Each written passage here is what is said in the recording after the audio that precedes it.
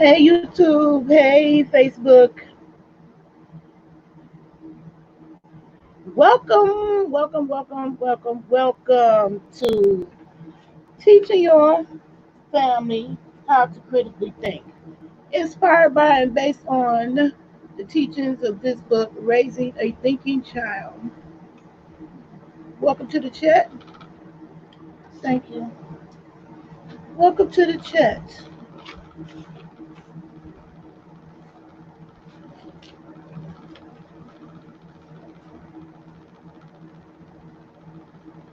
Okay, I did my best to put a notification up on my community board. I don't know how many will join me, but I do want to do this one because I want to focus on this one on I don't know.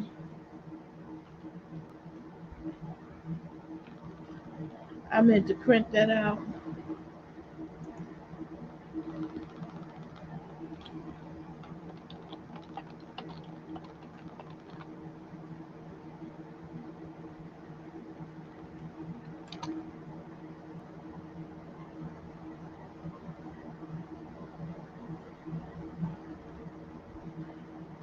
Okay, I'm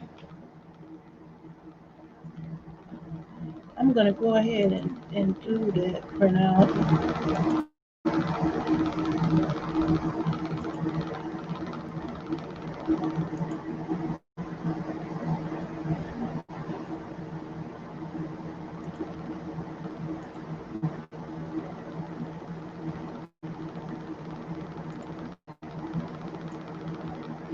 I don't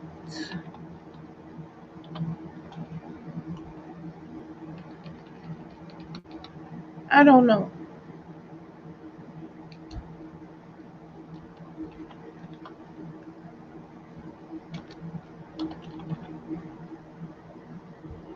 Three little words you would think not make a big deal in life, but they do.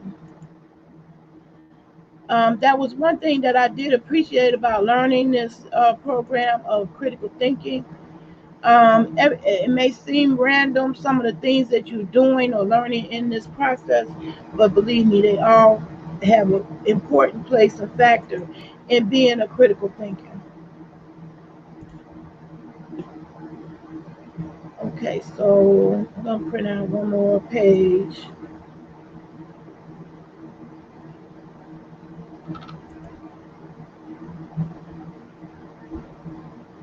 Okay, so I see two people in the bushes. Say hello, introduce yourself, say something. But tonight we're going to be talking about critical thinking, and this is how I learned it. We have charismatic characters online, pseudo celebrities. Social media has a way of making celebrities out of ordinary people, and some of these people don't have good ill will. They don't have any good intentions for your life, and they're in your life for negative reasons. Critical thinking is an absolute necessity in surviving these charismatic characters. Um, I see I just lost one person, but I can't get, you know, it ain't can't be no feelings involved in this because I believe this is such an important thing that um, need to be discussed. So the most important thing we're gonna be talking about is I don't know in this chat. Okay, I don't know.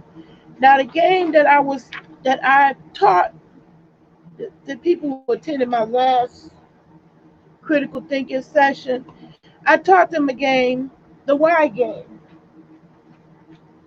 The why game.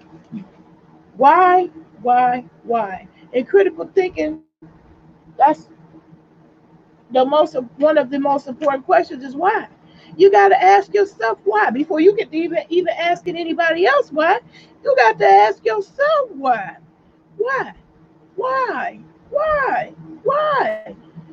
Once you ask yourself why so many times, believe it or not, so many times, that is enough. When you ask yourself why, you end up answering your own questions, and then it's no longer a problem. I see my screen flicker, and I'm wondering, is that, the backstage?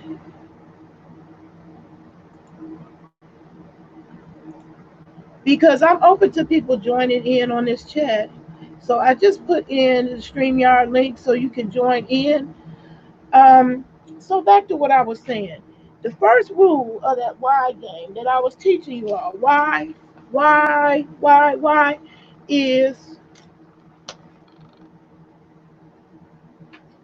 to say something you like or don't like. Hey, Blue Empress, Empress Blue Lotus, how you doing? Welcome to the chat. I'm glad you could be at the chat. Um, I I was saying that an important phrase, and I'm glad you came just in time, because when I was going through the why game with you, and I kept asking why, at some point you became a little bit frustrated. You kind of snapped. I don't know, was that relief for you? And that's why it's important to put that in the game. That was part of the training session. Because kids want to always please you. They please us. Well, a lot of us people in general are people pleasers. So they don't want to do anything wrong or mess up. And so I don't know. It comes into play. We are such perfectionists. We're taught to have, hey, Mama Six, how you doing? Welcome to the chat. We have a tendency to be perfectionists, and we don't want to get anything wrong. So have you ever done this? So just ask yourself, have you ever, somebody ever asked you a question, like, for example, directions to somewhere, and then you're not really sure about the directions? You think you know, but you're not really sure about it. When that happens, do you actually say that, I'm not really sure about it? Or do you attempt to answer? I've had this problem so many times, and my husband, it was just one of his biggest pet peeves. And when people would say, they would answer a question and then be wrong, be strong and wrong. And now you even more frustrated because you asked this person a question, like you asked for directions. This person gave you an answer. You went on their answer and found out you even more lost, because this person that sent you on a wild goose chase, didn't know what they was talking about. It should have just said, I don't know. I don't know. For some reason, it's very difficult for us adults to just admit that and say, I don't know. Why?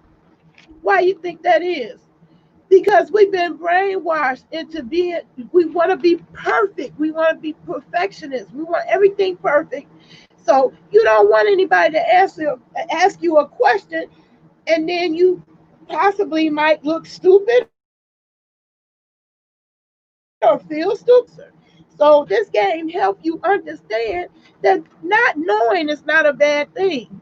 It ain't nothing worse than to get the wrong information when you asking a question. And this game does help you ask the right questions to problem solve. But one of the important answers that need to be stated is, I don't know. And that's why I love how this Y game was introduced, because as I don't know is the changer that changes to the next person's turn, and it gives the person whose turn it was an opportunity to get out of the under the hot seat. The hot seat is coming up with as many ways as you can possibly think of. Hey, Keisha Newman, how you doing? You cooking and listening? Okay, you can listen. So I'm telling people about I don't know. I'm going over this today because I had a little issue with my posterity. And when I was demonstrating the Y game with Blue Empress Blue Lotus last week, I didn't really train her and tell her that's how she could get out of her turn. Once you run out of things to say, different things to say in the why game, the way it's ended is I don't know. And I really didn't know what the importance or significance of the I don't know, why the game ended like that. And it was to teach you that it's okay to not know. And one of the things about people, sometimes some people do things and you just don't understand it. And when, hey, Nurse Vaughn, how you doing? Welcome to the chat. Glad you joined me. Sometimes you don't understand why a person does something. Like for instance, you see my leopard earrings. I can't even begin to tell you why I like animal print. You got animal print pants. With my animal print pants, got my animal print cane. If somebody asks me, why do you like animal print? I don't know. I don't know. I just do. So it's going to be a lot of instances where behavior occurs in your family and you and that person, if you ask them why they did something, they not going to be able to tell you why. You just don't know. Now sometimes that just don't know frustrates other frustrates. It's frustrating to some people. But it's a out. It's a social out. It's a social out, just like in the game. It's a way to come out of the questioning. If you just don't know, you just don't know. And it gives people confidence to be okay with not knowing. I was like a nerd. So, people came to me all the time thinking I would know just because they felt like I was smart. And I always felt pressure to answer the question. And it wasn't until I was introduced to this concept that I was able to let go of that need to have to answer the question and be comfortable enough and confident that that's not a slight on your character or your person to not know something, because nobody knows everything. There's nobody that knows everything. So I don't know is a very, very, very important component of communication. And communication is what you need in order to problem solve. You need good communication. Good communication helps with problem solving. And one way to get to that point, to that end game, is I don't know. So when we were doing the why game, the other people that participate, you keep saying why. I like food. Why? Because it tastes good. Why? Because I'm hungry. Why? Because it looks good. Why? I don't know. I don't know gives you an out. That's how you get out of the game. And so now, see, my, posterity is, giving me a hard time. I wanted them to participate in this session, for example. No, they didn't want to do that. Um, so I got a secret. I got a secret. I didn't have the weapon today. But with my first oppositional, my son, who I raised, is very oppositional, and she oppositional too in our family. We've been trained. We learned that those types is easier to get them to cooperate if you say the opposite, because they're oppositional. They can't help themselves. So it's you might have a group of kids and you may be trying to introduce this into your life, and you got one that just never, often. I just say often, never, because nobody never is nobody in the situation that they say never or always. Things vary in life all the time. So those are two words we should stay away from. Even though I forget to and slip up and still say always, but some people have that bad. You always, you never. Hey, Robbie, how you doing? I've been pushing this concept for a long time. Thank you for explaining it. Oh, I appreciate you uh, joining the chat. And yes, I think it's so important because I see it so much lacking in people my age. 40 and 50 years old, you would think you'd be a master of critical thinking by then, but nope, not necessarily so. So that's why I'm presenting it and offering this in a way that make it easy where you can introduce it to a 3-year-old. It's no excuse. It really absolutely is no excuse. You can implement these things, the tools, as far as talking and critically thinking. You can implement these tools to somebody as early age as 3. It's no excuse. 3. But like I said, I learned something. I learned something. So that little why game, we did it. If you tried it at home, the goal is to slip it into everyday life while you're walking around, okay? They won't even know necessarily that they still playing a game, because if after a while you will become comfortable with saying these phrases. So I introduced you all last week to some of those phrases, and I'm gonna go over them again. um, Bit by bit, I'm gonna add to the game so that you can incorporate it into your life. But that's why I started with the why game. So I already mentioned I don't know, and we're gonna revisit I don't know in this one. That's the one I want to focus on. But the other word pairs is always, never. That's a big roadblock in communication. These words, because they are, when you say them, when you let it out your mouth, it makes a person defensive automatically. Automatically. So if you ever want to have a reasonable, rational conversation with someone, and it's something you want to point out as far as a flaw that you want to criticize, don't lead with these words. You always, you never. That makes people automatically defensive. Um, Fair and not fair. That's another word pair you're gonna be introduced. And or. That's another word pair. Is or is not. Why? That's the one we started with. That's the game I taught you. Why and because. Might and maybe. And I told y'all a story about my son who couldn't wait for the fish sticks last week. These words come in handy for your little oppositionals. So does these before and after. So, and same and different. These word pairs are very important in communication. And as I go along, I want you to join me on the journey to understand how they come into play.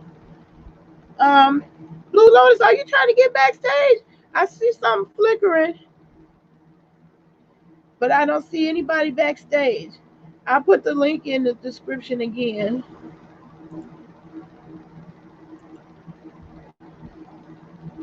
Okay, there it go. So, the whole point of me doing this is that is to drive home the point that these are things that can be introduced to a young child. Well, I have older kids now. My kids are grown, and I got two grandkids that's preteens. So they think the Y game kind of baby. So me and you, we gonna do the more adult version. But all of it is about I can problem solve, which ICPS, that's what we call it. That's the game that's introduced in this book. And by the way, I'm still giving it out. So Robbie, if you want this book, that's all you got to do is ask for it. I've been gifting this book out to whoever wants it. Because this is one thing, you can't force it. That's one thing, you can't force it on anybody. Because people will reject it sometimes. It's like they just don't want to be bothered. Like my uh, posterity is doing right now. They don't want to do it today, so I can't force them, you know. And the best way I could introduce it back to them is when they want to, when they want to. So you don't want to put pressure on your kids and make it seem like they have to do this. Uh, you know, I see you, Blue Lotus. Thanks for joining me. Hey, how you doing? Oh, you muted now. Okay, so I'm gonna keep going with this. Okay. You hear me? Can you hear me? It's loud. Oh shoot. Yeah, I can hear you, but Yeah, I can you hear got you, some. but you got some. Yeah. I had to turn my other device down. Okay. Okay. Okay. So So I can still hear me I can still hear me echoing. echoing. Oh my, I'm echoing. I can hear me Me, on I can your hear me on your. Really? Okay. your. Let me go out and come back in. Okay. Okay. Anyway, Anyway, um, um, they introduced this they introduced this. race your child, um, and the short term is I can problem solve, but the long fancy term is intermittent cognitive problem solving. This is what you're introducing to your family as you go along if you on this journey with me. Um, and I'm gonna go back to the I don't know. I don't know how many times. Okay, she's back. Okay, I'm gonna add Blue And Blue Lotus Lotus back. back.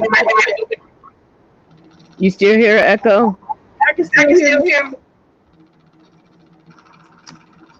Okay. And get my earbuds.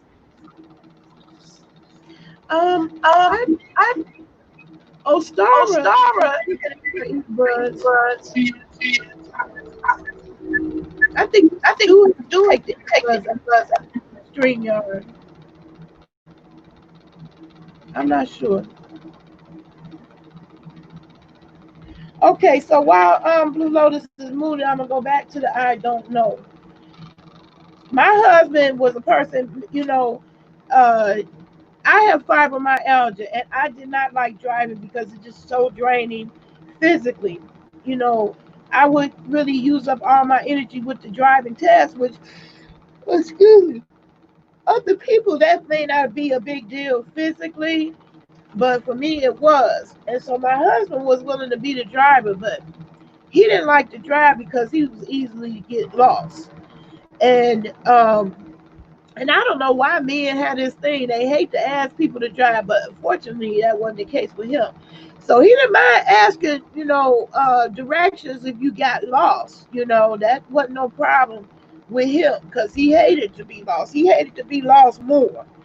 Um, so when he would ask somebody what the direction was, and then they give him the directions, and he follow it, and we still lost, he was really, really irate and frustrated. And it helped me understand why you just don't have to answer a question if you don't really know the answer. So I don't know is your back pocket thing to get out of a situation. And you really got to come to understand that you don't have to answer every question. You don't have to know the answer to every question. You said it's not me, Blue Lotus. You said it's not me. I'm not sure what that means.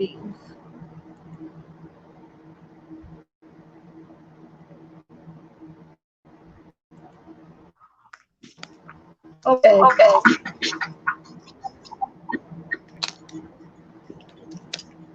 Yeah, Yeah, I can I can hear hear you. you. It's me. Me.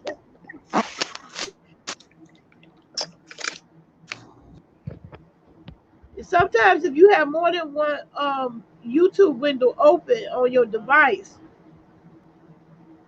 that happens.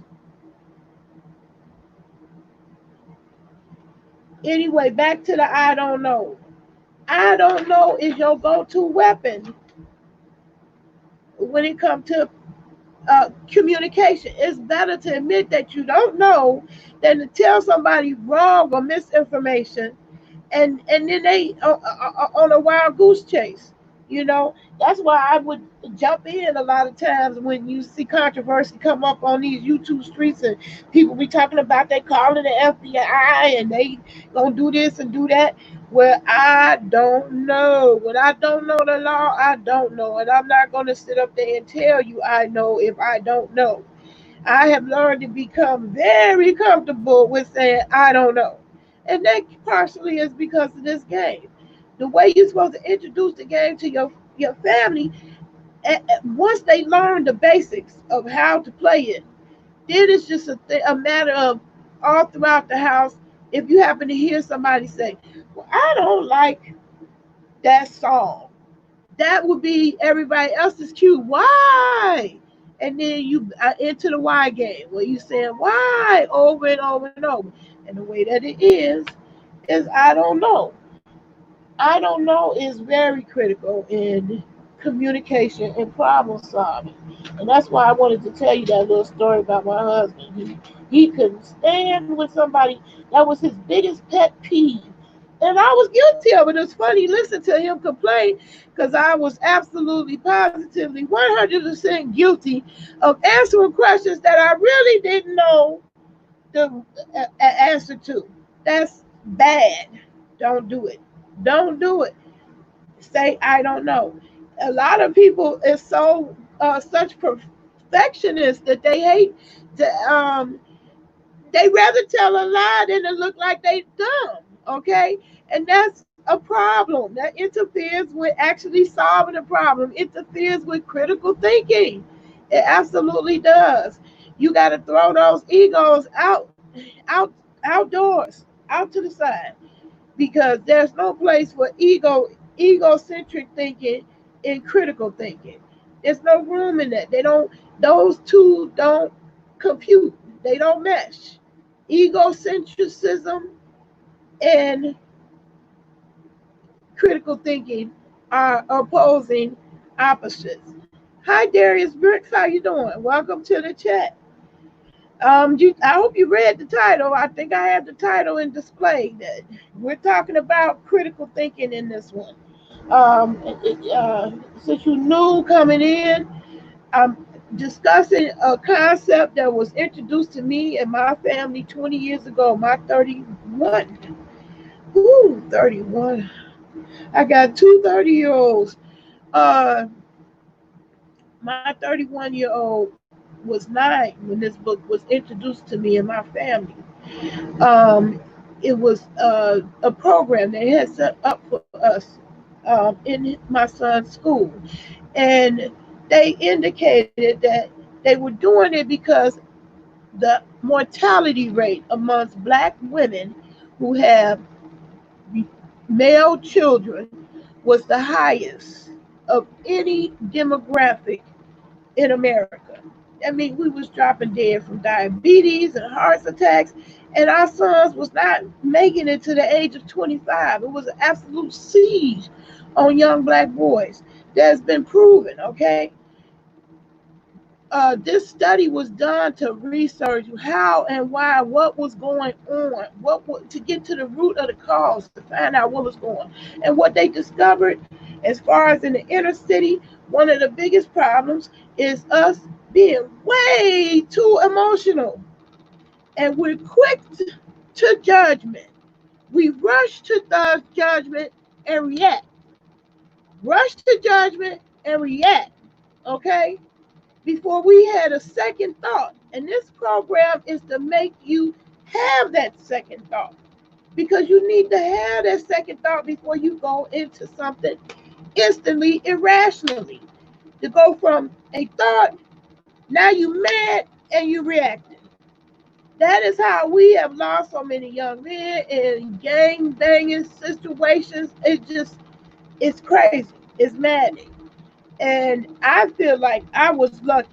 I was blessed to have this program introduced into my family. And so therefore I have thinking children.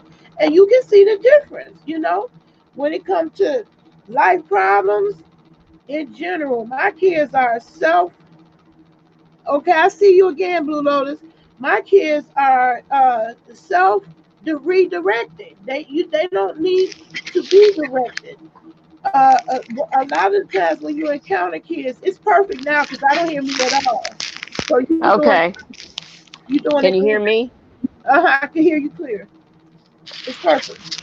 Okay. Okay. So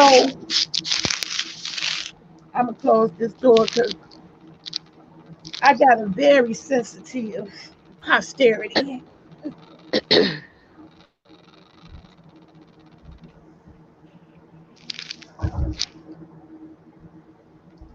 Now,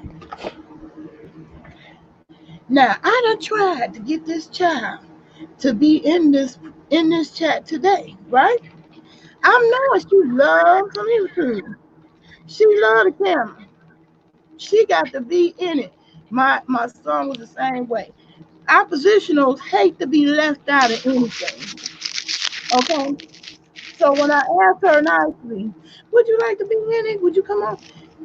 Mm-mm. I just don't want to be in it. She the opposite. Now I said, go ahead, go. You ain't gotta be in it. I don't want you to do nothing you want to do. That girl done been in here 3 times now, trying to get in, okay? So she is true to the core. She true to herself to the core. And so I have to remember that I gotta dangle something, which is the same thing I had to do with my son. It had to be something that they want. Okay. So if I would have said, after we do the ICPS game online, we can make those brownies. She would have been all in because what she wanted was the brownies. So this ain't nothing. As long as she get her brownies, she would have been happy.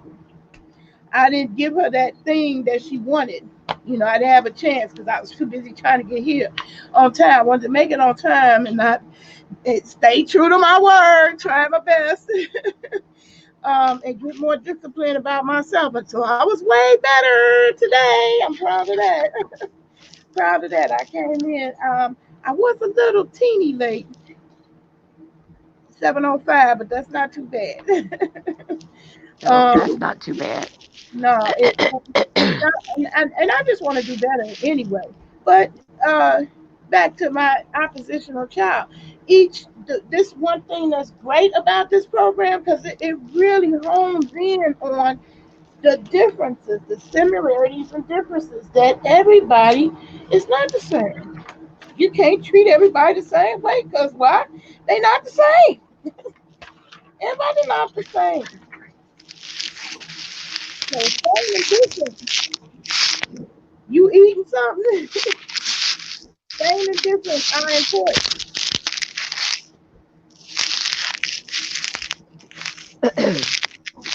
But you know something? I think that Hello? You there, Blue Lotus? Well, anyway, Robbie, I'm glad that you were familiar with the critical thinking because I've seen too many charismatic persons mention critical thinking and they not actually telling you how to do that. And even Wikipedia, if you look up critical thinking in the dictionary or Wikipedia, you will see that it does involve communication and problem solving. That's the Wikipedia definition: communication and problem solving. Communication and problem solving. You need those. They absolute must in survival in this world. It reduces your stress a whole lot when you get to the root of the problem because then you can fix it. Sometimes problems become bigger problems because you can't face it. You're unwilling to face it. Um, I feel like this helps us problem solve, help us think of something else instead of going into a panic when we get into a situation. We're actually using our brain to think about another thing that we could possibly do to solve our problems. Okay,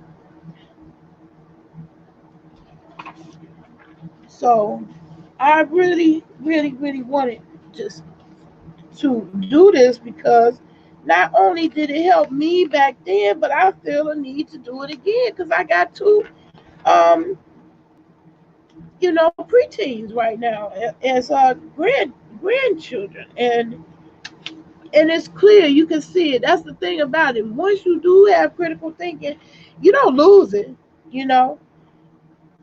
But you can also see the difference in people who don't. it stands out like it just lights up and stands out like a sore thumb when you encounter somebody who has no ability to critically think. And one thing about them that's in common, they will frustrate the heck out of you because they don't critically think. Because it's crazy to just only think of one way to solve your problem. A lot of us do that ego wise. We don't even let our kids think. We tell them what life should and should not be about. We tell them, we'll tell them this is right or wrong instead of letting them use their brain to determine what right is from wrong. And most of the time, they're completely able to, and you'll be surprised that 3-year old is completely able to determine right from wrong. Okay? This is really why I wanted to do the game. But I had lost my game mate. She's been a little bit contrary today. Um, I came across an image. I came across an image on the internet, and this was powerful to me. Where you see, you gotta know and understand your words have a very very lasting impact on your children's lives. So here this woman is. She don't need a man. She mad. Man is leaving, going out the home. Now the little girl, she said, I don't want a man. And then here's the little boy. He's seeing all this going on. And guess what he's saying? I don't even want to be a man. Okay? That's that's stuck with me. That is a problem in a lot of our homes. I just saw um it was a Boyce Watkins. He was talking about Cornell West, a famous professor. He was going at it with another personality. But anyway, someone was speaking on it, and someone was talking about how much of our problems in our homes is the absence of the male figure. That's another reason that I feel so passionate about this program because it helped me with my male child. And even when you think it's like going over their heads, it's not absorbing, it's not sinking in. And like me today, I'm frustrated because she won't even participate. Don't worry, because my son was the same way. He wasn't participating. He was on his own thing. Um, when you play the game with other kids, you got an oppositional. That's what you do. That's your secret weapon. Play the game with the other kids. As soon as all the other kids be playing the game with you, guess what? That oppositional gonna hate to be left out of anything, and so they gonna hop right on in because they hate to miss out on anything. So you have to treat kids differently in each situation. So I'm not gonna scold her. I'm not gonna get frustrated. I just have to make sure that I got that thing that she wants in place. So I have a lot more cooperation out of her on next week's session.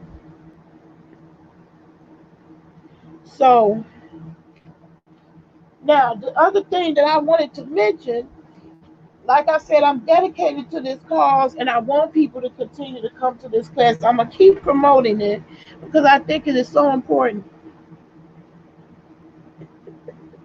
You just had a beer. Oh, thank you, 666. Thank you. I appreciate it. Well, now I officially have both books. And if you're interested in receiving this book, this one is catered to the 3 to 7 year old, 3 to 9 year old. Excuse me. And this is from the 8 to 13, 8 to 12. There you go. 8 to 12, 3 to 7. That's the difference between these two books. Okay. If you're interested in receiving this book, all you have to do is email me at, hold on a second. I'm going to type in the email, for Life TV at outlook.com. Yeah, the book is it's an easy read. It's not too deep. She do give you some of the technical terms they use in it, but because they knew they were gearing this program to kids, the language of the book is straightforward. You don't have to really go refer to a dictionary to get through these books. But both of them are focused on helping you and your family and the children be critical thinkers. Critical thinkers. Okay, I see you, Blue Lotus. I can hear me again. I don't know what you did different last You time. It did. was perfect.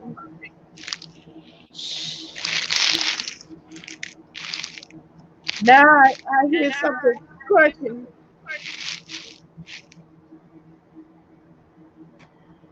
Anyway, either one of these books, you're not limited. If you have a child in each range, just tell me that, and I'll send you the appropriate one for your child.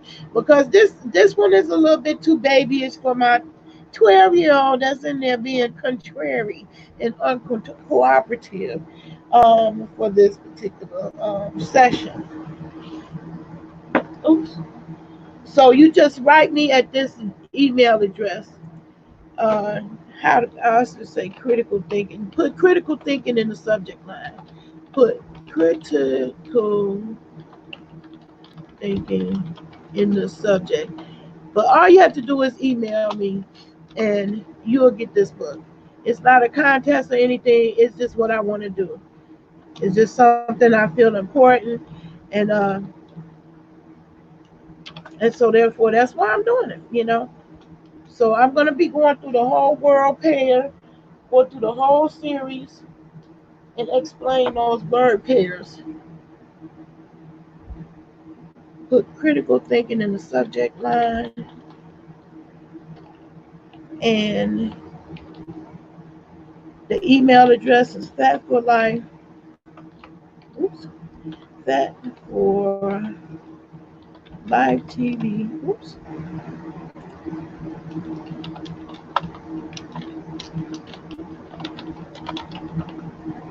So these critical thinking books is what I'm giving away for free. I have a workbook also, and next week we can actually have assignments and see how we did. So did anybody, I did give the people who was in attendance on my last session. You I hear can it? hear me Because I can still. hear it. I don't know why. All right, I'm gone. I'm not coming back on. Sorry.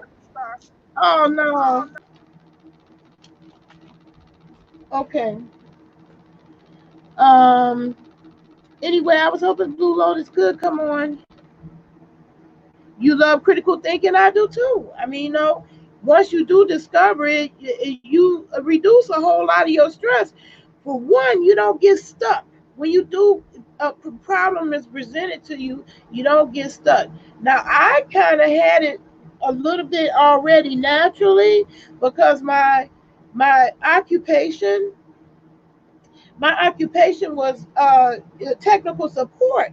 So you had to be a problem solver. I couldn't be going crazy when a person get their computer and they want me to fix it, and they all upset. Oh my God, my boss wants this work for me in 10 minutes. You got to get this computer fixed.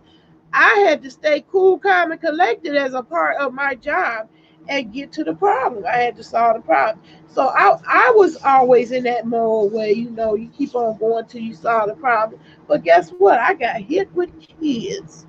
Once I got some little kids, I was completely 100% responsible for. I was tearing my hair out on how to come up with solutions to solve everyday problems with kids around. Because I know if you a parent, you done heard that, Ma, he hit me. Ma, he took my crayon. Ma, he didn't. Ma, he keeps following me. Where the kids are always, always, I ain't gonna say always, where the kids are annoyed and not solving their own problems. They want you to solve their battles, and you don't mind doing it. You think you're doing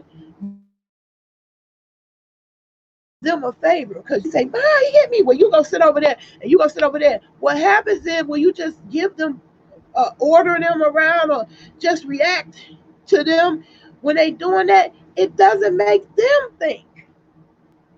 And that's what you want to do. That's what this game will help you do. You want them to think. You think about it for us.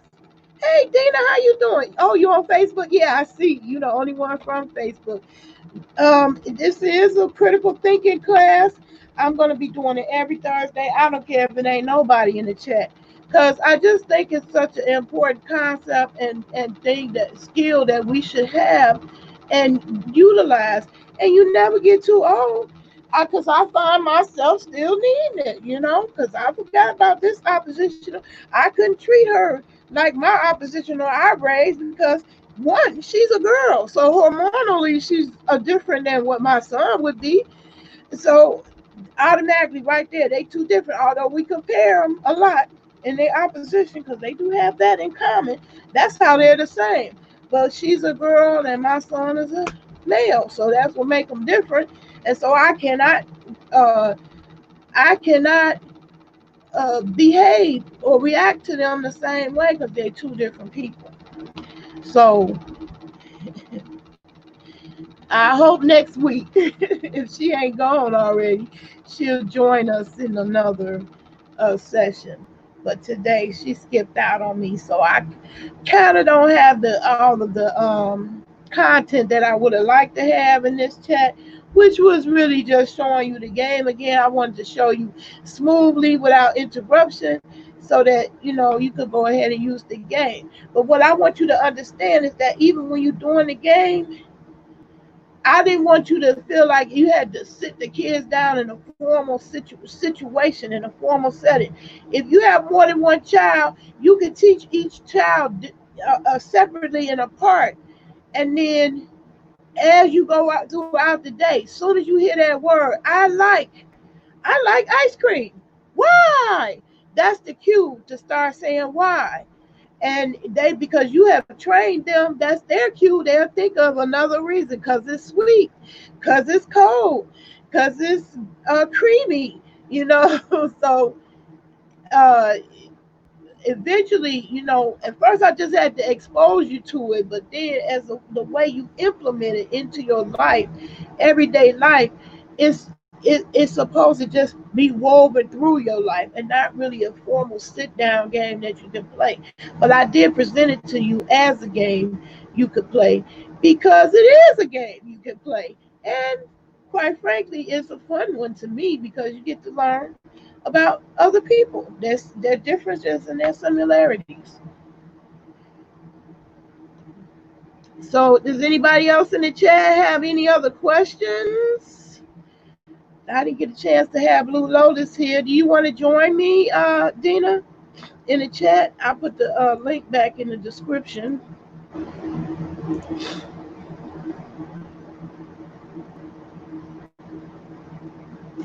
Okay, so I'm going to go to a page that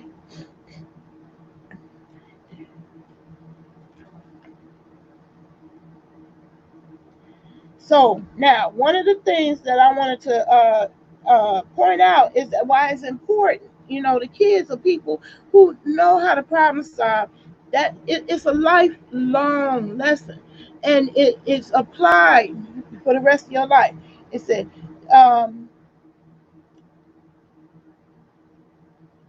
I have learned that youngsters who can recognize that behavior has causes and consequences, that people have feelings, and that there is more than one way to solve everyday problems that arise with others, have fewer behavioral problems than those who merely react to the problem at hand. And you can see that every day. You can almost tell the ones that had no, and you say it, we used to say to you, oh, that child ain't got no home training, do they? No home training. That's usually a child that's just out there reacting, not thinking about his actions, not thinking about any of the consequences, and just bam, just You know, he out there reacting. I gave you example of a little girl. We just gonna call her Marquita.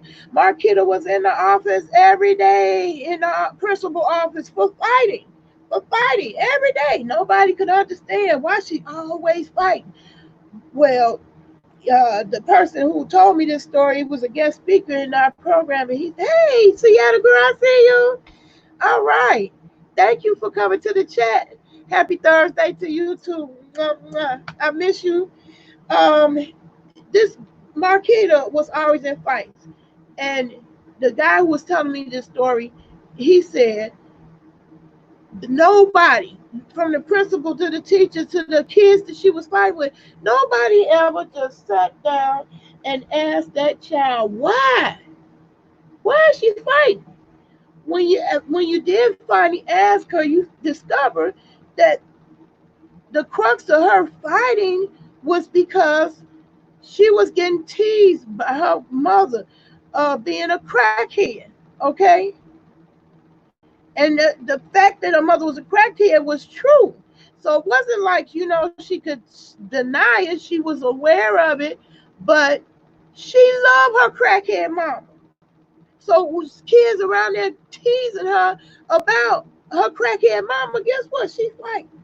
She's fighting. She in a battle because she loved her crackhead mama. Okay? So you have to get to the reason why somebody do something quickly so you can understand their behavior.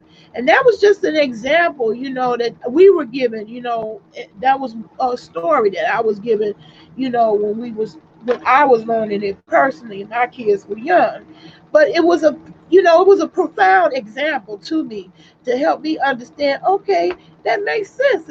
If we don't never ask the question, we'll be forever guessing. And how many of y'all didn't ask the question and you assumed and got yourself in a whole heap of trouble just because you assumed, huh? That's what my mother-in-law, she gave me that saying, don't assume, because it'll make an ass out of you and me. So you gotta ask those questions. You gotta ask them. You can't just take somebody's word for anything. That's the reason why, along with me teaching you the program, I'm giving you the book.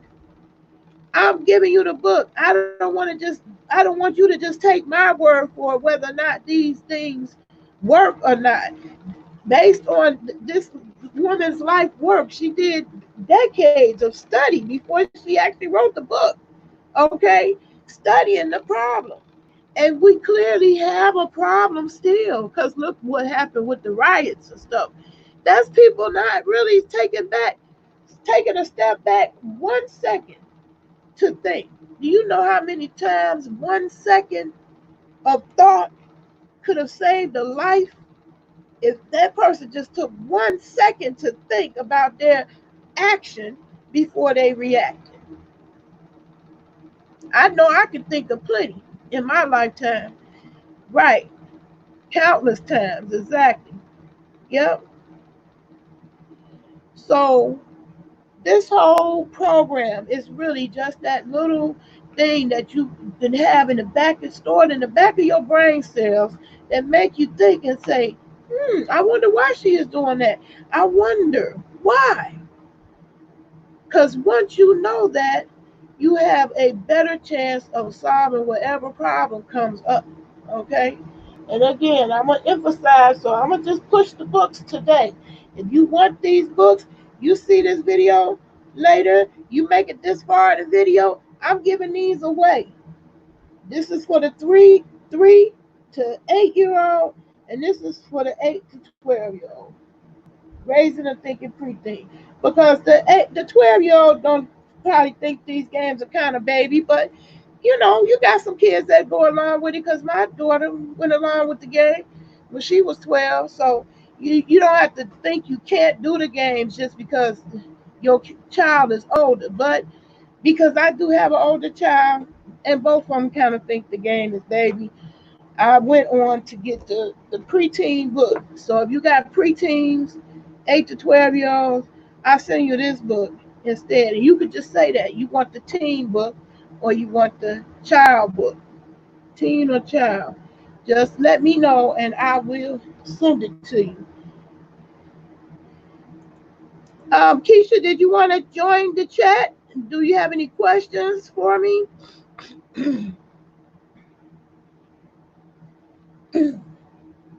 Now I'll go back over what I was talking about. The I don't know, which is important. Um, the Y game that I taught y'all last week, it I don't know are the phrase that ends your turn. Each person takes turns, and when they run out of things of what they like or don't like, you say, I don't know. You too shy for that? Well, see, that's how the ICPS come in. It caters to everybody, so the shy person can join in this game, or the aggressive person that the popular one that got plenty to say. You don't have to be shy, because all you have to do is say why. But it's okay. And that's the way you do it when you at home. Because the kids, not all your kids, if you got more than one kids, not all of them going to necessarily want to play. Some of them going to be like, I want to do my Nintendo. I want to do my Xbox. I ain't got no time. Some of them, you know your family. Some of them, you can't even pull their head up out the electronic device enough to even introduce anything else. But if that's the case, you got 3 kids, play with 2 of them, and let the other one do their thing. Because you don't want them to be turned off to it before you even get started. So that's what I'm trying to say. The best way to do is just ease it in, and guess what? Especially the younger. That's why I say it's different. The 3 to 7-year-olds, oh, they gonna love the game just because it's an opportunity for some time to spend with you. That's the truth. Just because you're willing to play this game with them, they gonna like the game. Oh, cause this is something I can do with mommy. Something I can do with mommy. Something I can do with daddy. Who the kids gonna like that, especially the young ones, just because it's something they can do with you. All kids want to do something with their mama. That's just human nature. Now I was explaining about the I don't know why. I don't know why it's so important. And I told them my story, and I'll repeat it. I don't mind repeating it. My husband, he gets my late husband, who's no longer with us, rest in peace. Um, he was my driver, driving Miss Daisy, but he gets lost very easily. Some people are like that; they get discombobulated very easily. So he didn't like driving because he got lost very easily. But when he met me, we was like the perfect complement to each other because I hated to drive. And physically, it was terrible for my body because I have fibromyalgia. So I was basically his GPS. And so it would be times where we did get lost, and I didn't really know what to tell him. And he would ask somebody. Now that's the thing I give him credit for as a driver and being male. A lot of males don't ask the question because they don't want nobody to know that they lost or to admit that they lost in front of nobody. So you see that little scenario all the time. The women be the one that don't have no problem asking the directions. Well, he would just fuss and fuss. And he said, I don't know why they scared to say, I don't know. What's wrong with people? How come they just can't say, I don't know? I was one of those people. I would hate to say, I don't know. I don't know why I hated to say it. I think it's me. It was more being a perfectionist. I would hate to be the one somebody asked a question and then I can't tell them the answer because somehow I would say make me feel like I'm dumb because I didn't have the answer to the question. But that's dumb thinking that you have to have the answer to every question. The one of the most important skills, communication skills you need to learn is when to say, I don't know. I don't know. When you don't know, say that. This causes so much problems when somebody asks a question and you don't know the answer for real, and you give an answer just because you don't want to you don't want to seem dumb because you didn't answer the question. That is a pet peeve. I just want you to know. You see my husband fussing. Oh, that used to make me so mad. I don't know why they so scared to say I don't know. Don't be scared. Don't be scared. So even when you playing this game, don't be scared to say I don't know. Because if y'all was in my last session, you seen how my granddaughter, she was like, "Yay!" She thought she won because I only could think of 4 things about the thing that I like, and she rattled off 13 and said, "Yay, I won." No, it's not. This game is not about who can say the most. It's just about to exercise your brain, because if you exercise your brain to even think of one thing you like, that's moving from no things you like to at least the one thing, and that particular activity of the brain is what you need for problem solving. Keisha, you said as perfectionists you feel like you need to have all the answers. Yep, I was one of them. But I learned from my husband. he didn't know he didn't know nothing about the ICPS game. I just remember seeing him fuss so many times about, why is people scared to say I don't know? I don't know. I don't know. So in this game, when you play the ICPS game, which the first one I taught y'all is why. Why? Why? When you run out of reasons why, you just say, I don't know.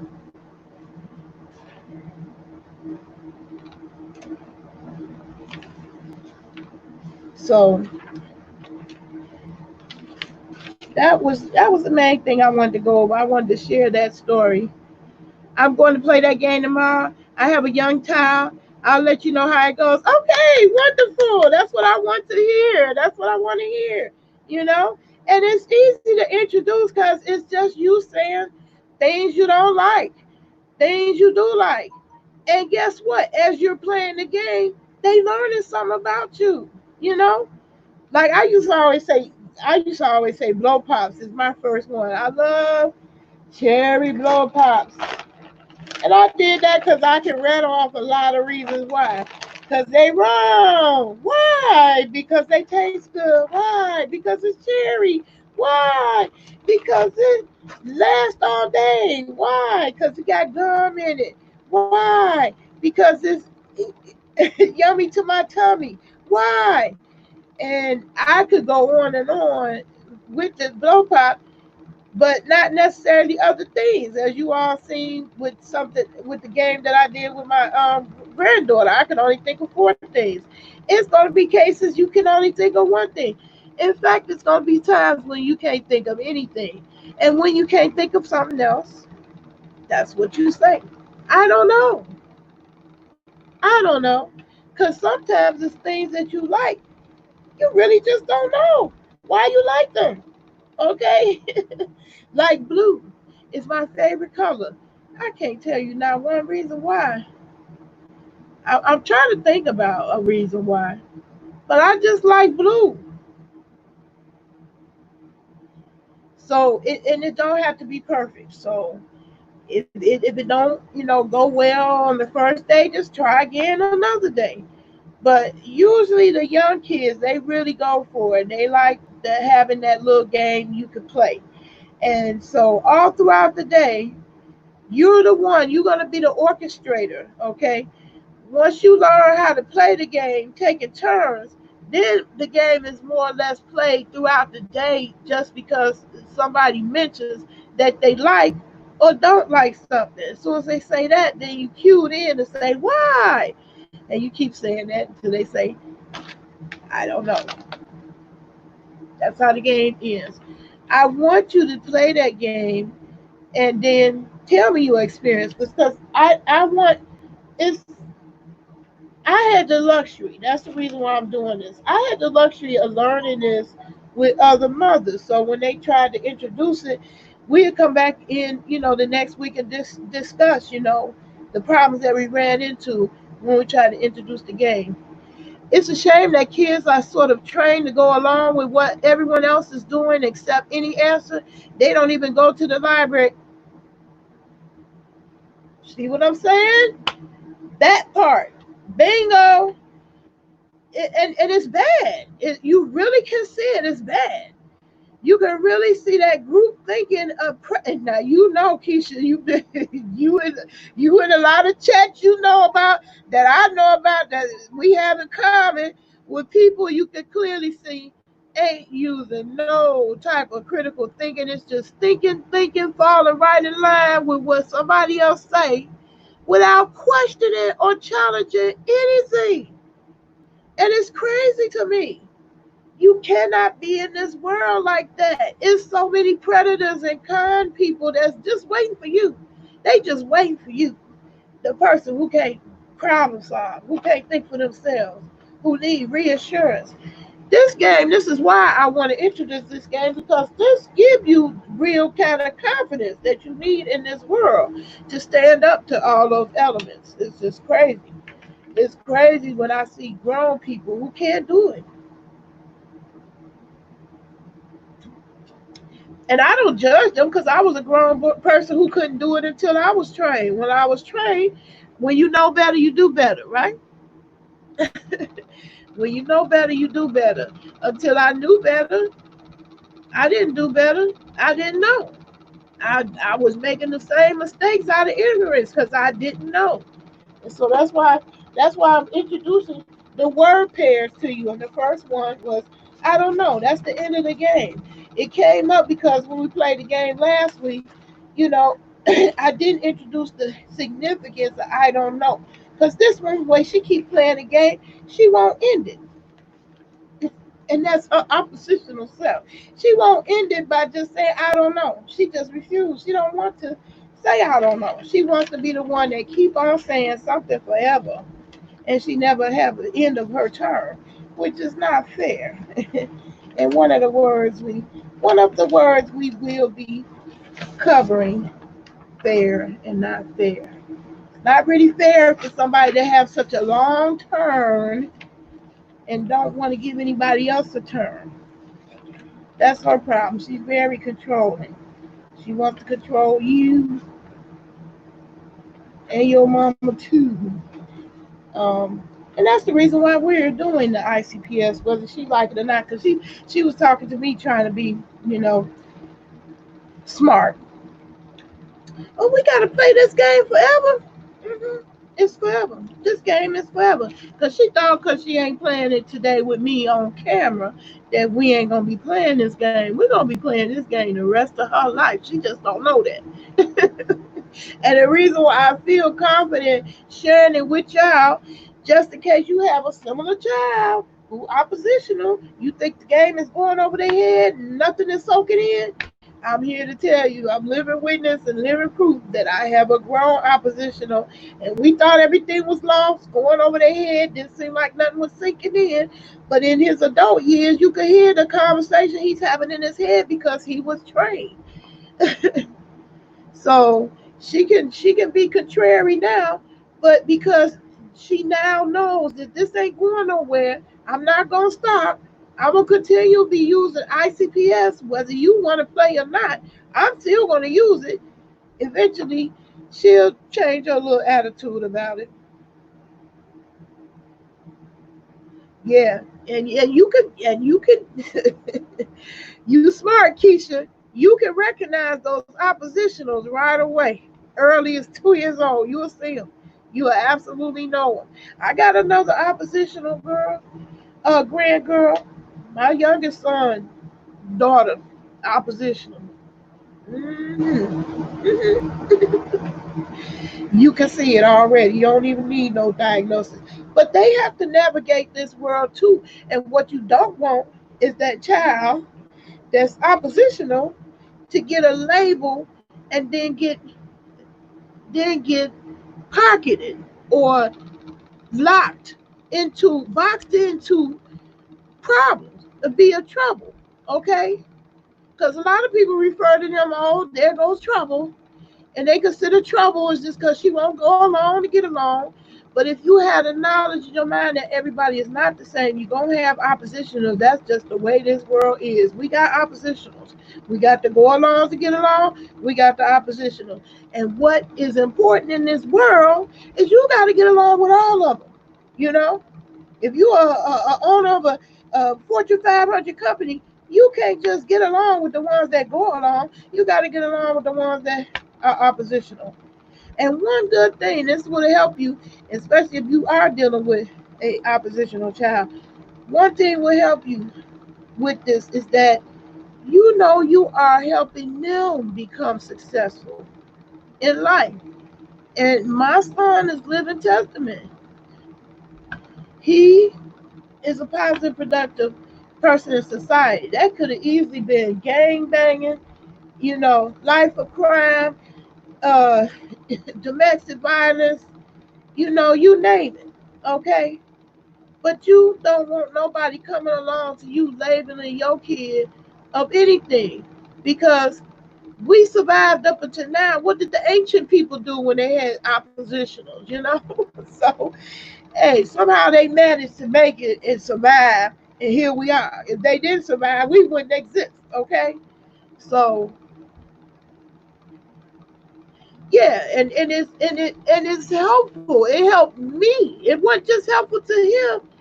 Because I was thinking, I was frustrated. I was thinking it wasn't nothing sinking in because he was still quick tempered, short tempered, and still very oppositional.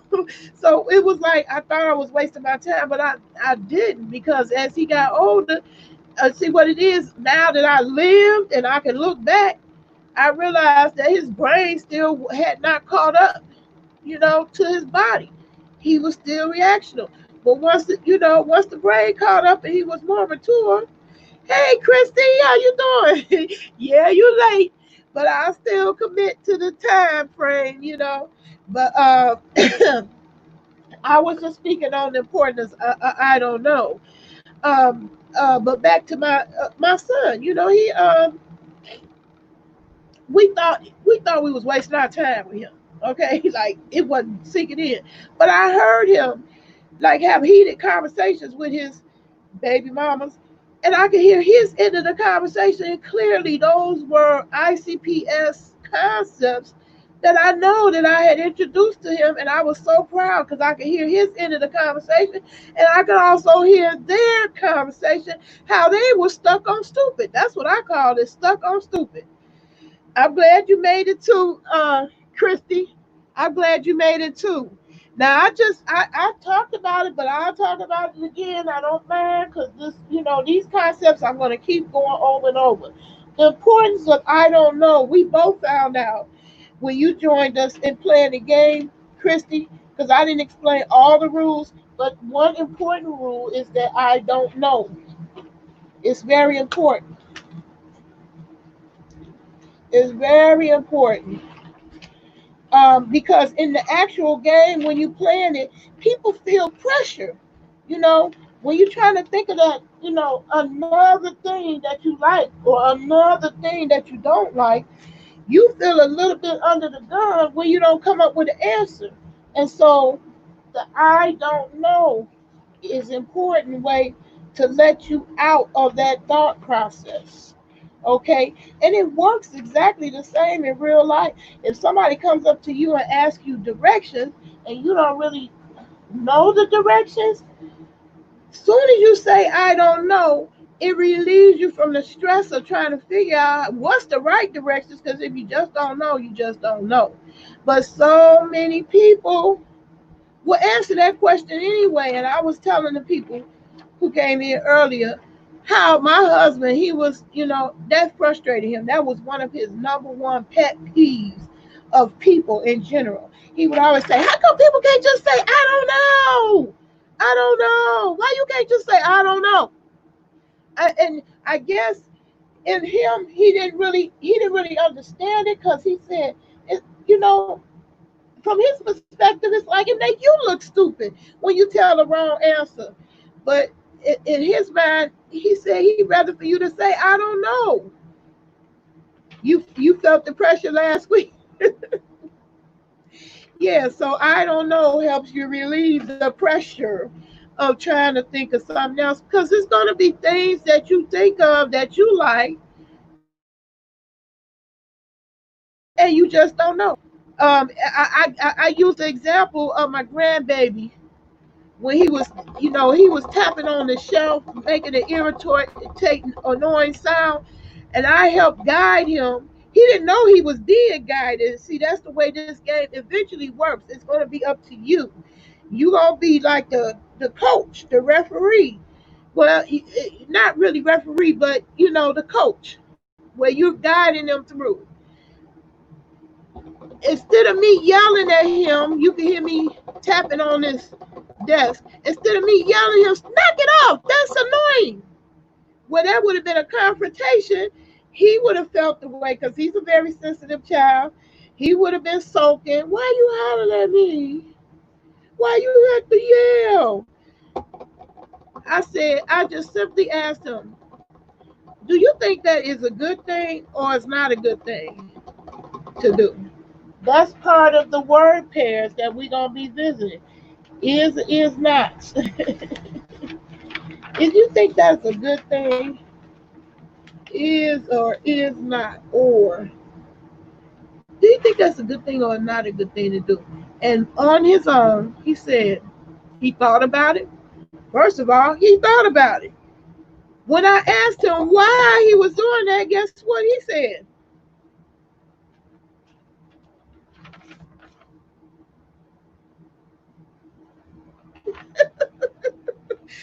I don't know. He didn't have a clue.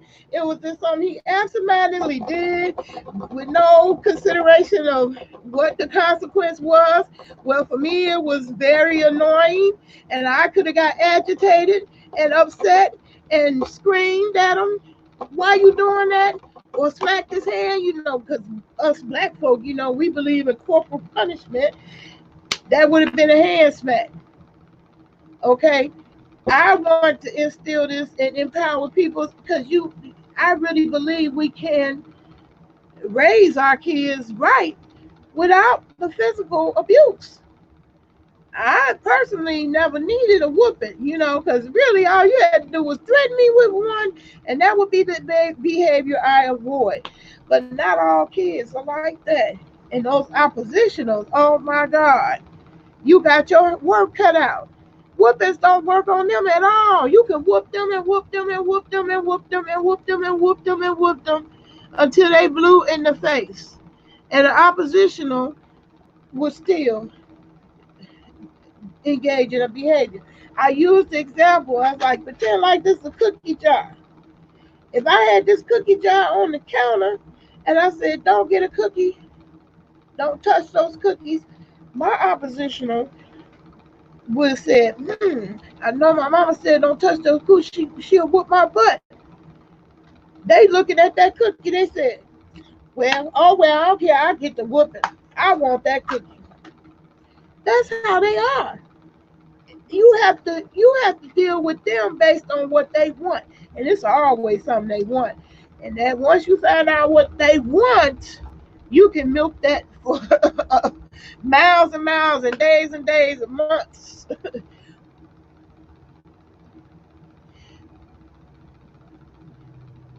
You said, but Chrissy, you said, but is it, I don't know, an excuse or cop out sometimes?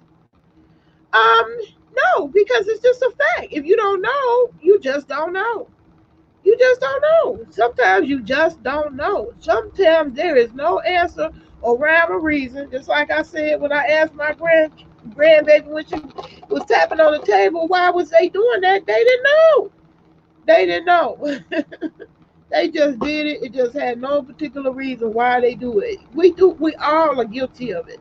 We all are guilty of making that mistake of doing something. It's not even a mistake. We're all guilty of doing things or liking things that we don't even understand why we like them. Can you think of a boyfriend in the past that you liked, but when your mother or your father asked about him, they couldn't figure out what you see in this person, and if they was to ask you, you wouldn't been able to tell them. No, it's not an excuse or a cop out. And the reason, that's a good question too that you brought out. If it's a excuse or a cop out, some people perceive it to be that, and it's not the case at all. So many of our miscommunication is what you assume that somebody is using that as an excuse or a cop out, and now y'all into it because you assuming that that's what they think, and it's not. You will find out people are way different than what you thought they was. Sometimes you assume stuff about what they thinking, and if you really ask them what they thinking, it ain't got nothing to do with what you thought it was. That happens all the time. All the time. That's why I say when you get more deeper into this game, you'll see what I'm talking about. You will see how people are saying, so many people are saying, and so many people are different. And you have to adjust accordingly. And a person that's well adjusted in this society is one who can work with all those different personalities. Okay, that's the one that's winning. You can't just go out in this world and say, I'm only going to deal with this type of people. Because how you going to pick them out? We wish we could put a label on our head. Side effects. Side effects. Procrastinates late sometimes, little disorganized. We wish we had the ability to pick out the people before they come. Cheater, liar, thief. But people don't give out them side effects first. You got to find out the hard way.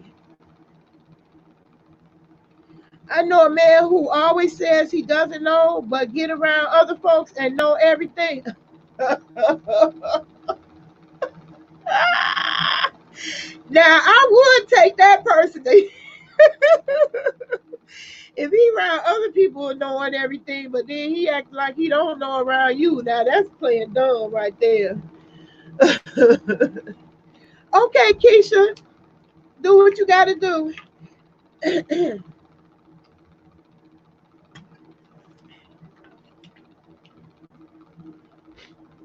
Do you want to join the chat? I can add you.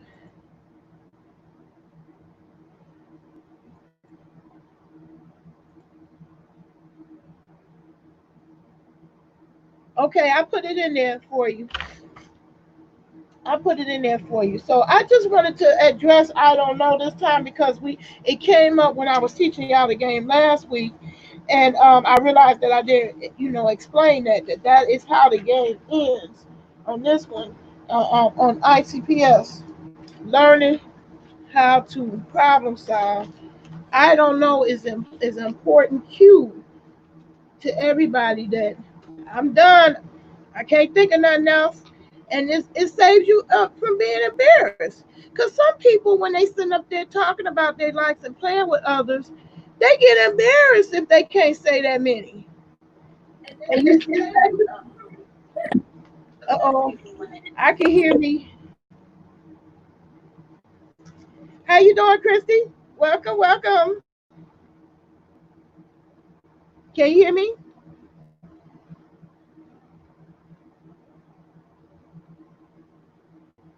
Welcome back, Keisha. I see you back. Are you there, Christy?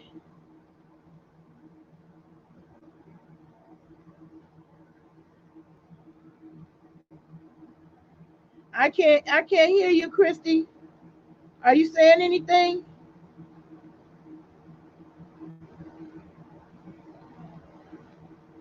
I can't hear you, Christy. Uh-oh. Okay. All right. So when you play the game, now I gave you all assignment a grown-up game because see, these games are kind of babyish to a grown up. But if I presented it to you as something you could teach your child, so you could totally get into it, and yet these are adult concepts that you are learning. It's lifelong concepts that you are learning in terms of communicating and problem solving. But I gave you guys an assignment to think of one person you could not stand. And I want to know who actually did that. Somebody you can't stand, you hate to see them coming, you hate to see them sitting or standing. You just cannot, you hate his guts. You just don't like them. I wanted you, that was my assignment to you guys last week. I wanted you to tell me one good thing about that person.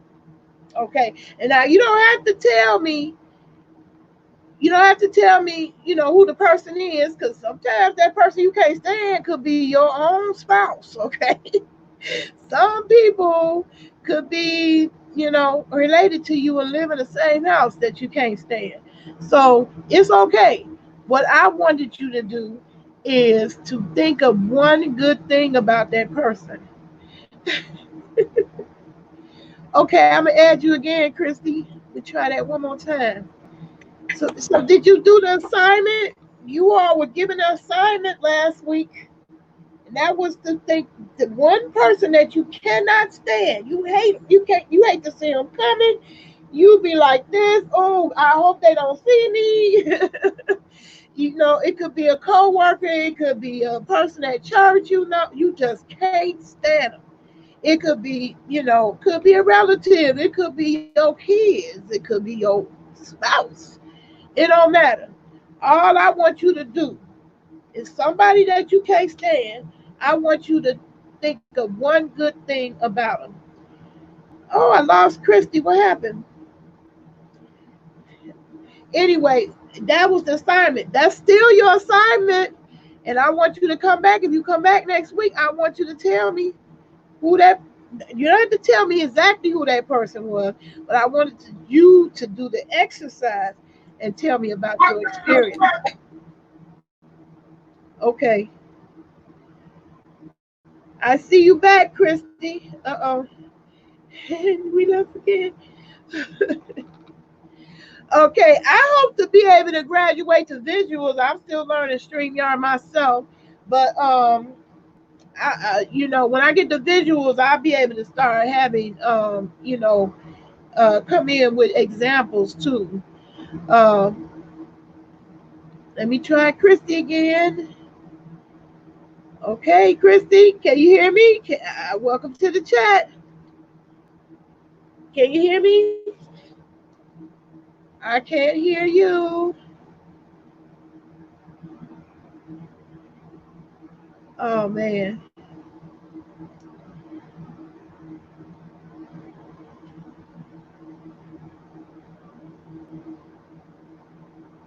I am interested to know about that person you said that, man, that always says he doesn't know, but then get around other folks and know everything. That's funny. You do have them know-it-all types, but then if they acting like they don't know around you, they being funny style. Like Tita Talk says, oh, funny style acting person. Now that's a funny style acting person. I see it. Look like you trying to come back in, Christy.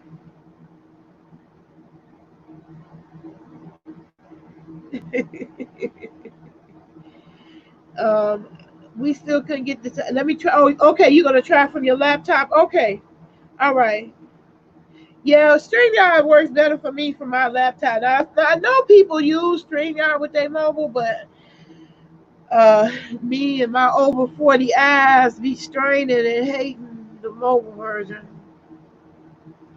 Hey, Slide, you came up in the room. All right, Slide, welcome to the chat. Welcome to the chat. Now, my focus of today was the importance of I don't know, okay? I don't know if you tried to play any of these games. Did you attempt to introduce the game into your family or into your life? Because one of the things that I left out, that's important, and it's an important concept too in life, is I don't know. I don't know. It's very, very, very, very important. I don't know. In this game, because Christy found out, and so did Blue Lotus when they tried to play it. They were saying all those things they either like or dislike. Because Christy, I think she said she disliked the news, and when she got to that point, she was repeating the same things. That's where she gets stuck. It's okay. It's okay, to have a little struggle in your brain because we don't use this particular skill all the time. So when it's first being introduced, you might struggle a little bit. And I still struggle, a lot of bit, even though I've been trained. I'm starting to come up with more than 3 or 4 answers before I start going, ooh, I can't think of nothing else. And you see my grandbaby when she said, because she could think of a million things. And see, that's the thing. Everybody else is sitting around listening to you think of the things you like, but they also thinking of other things. But you thinking of your things in your head, and you can't worry about what somebody else, if somebody else could think of a million things for that particular subject, that's on them. It's not their turn, and it ain't her job to say, oh, you could have said this, and you could have said that, and you could say, no, that's not how this goes. This is just for you to exercise your brain to think of something different. Sometimes you can't think of anything. You can't think of anything as to why you like or don't like a particular thing. And so that's where this comes in. I don't know. Okay. Like, I like leopard print. If somebody asks me why I like leopard print, I really don't know. I don't know. I just like it. You don't have to have a reason. You could just like it because you do like it. That's it. And that's to teach you that what you like or don't like is good enough. It doesn't have to appeal to somebody else. It doesn't have to make sense to somebody else. Long as you like it. My mother used to tell me, if you like it, I love it. People hate saying I don't know nowadays. They hate it. And my husband, he's a big burly, 6'5", big guy like me, big 6'5", and he had a presence about himself. He hated to get lost. He was like a big baby, and I used to feel sorry for him sometimes because he would just get so upset if he got lost. He get discombobulated, turned around real easily. So getting lost is a big, total frustrating thing for him. And he would drive me. He was the driver. We was Batman and Robin as a team. He drove me, Miss Daisy around. And when we did get lost, and he asked somebody a direction, and then it be wrong, he even more frustrated because he's already frustrated that he's lost it all, and then he asked a question to somebody, and then they tell you wrong. Now he really blowing up.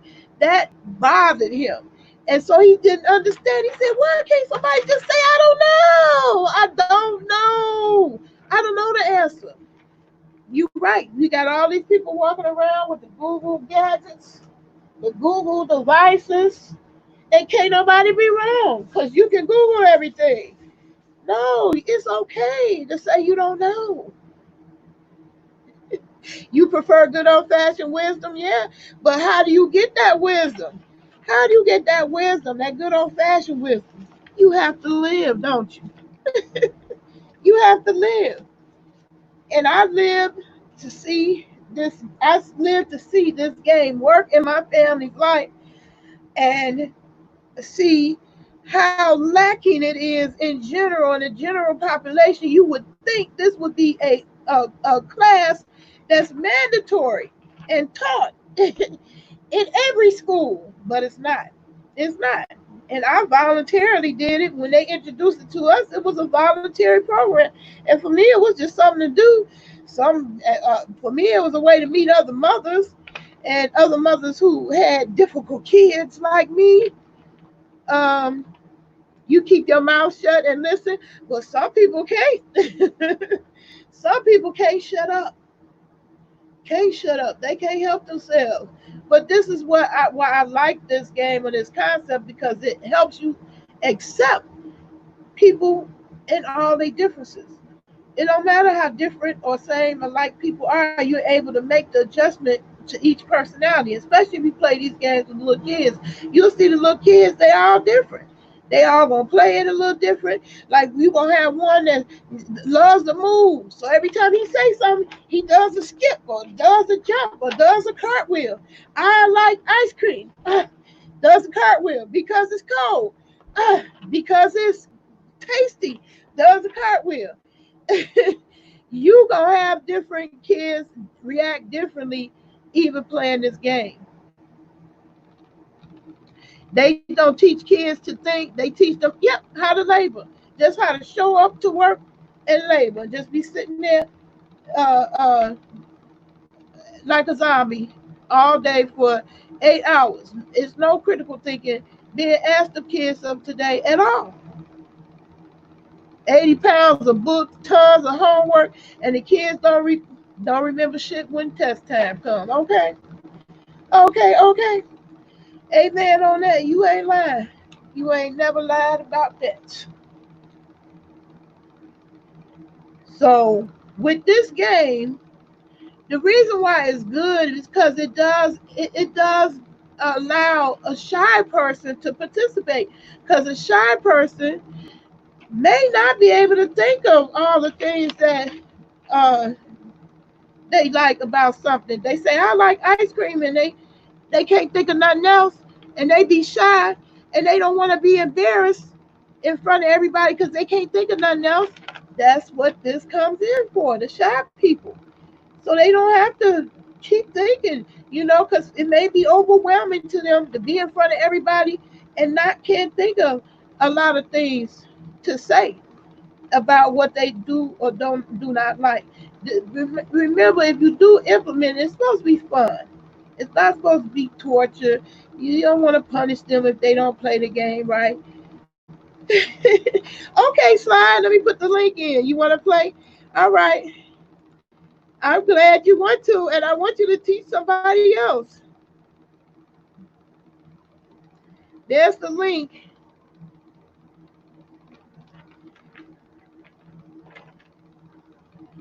There's the link. And let's get you in here so we can play the game one more time and show them how it's done. Show them how it's done. Slide is coming on here. He's gonna join me and hopefully play the Y game if we don't have no technical difficulties.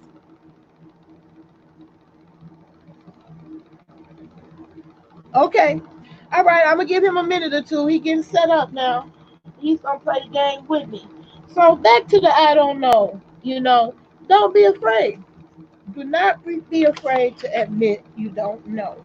It's not a crime. It's not a sin. Mama Nay giving you permission to be uh, ignorant about some things. Okay, I see you. I see you, Christy. Can you hear me? Okay. Welcome back. Yep, I can hear you clear.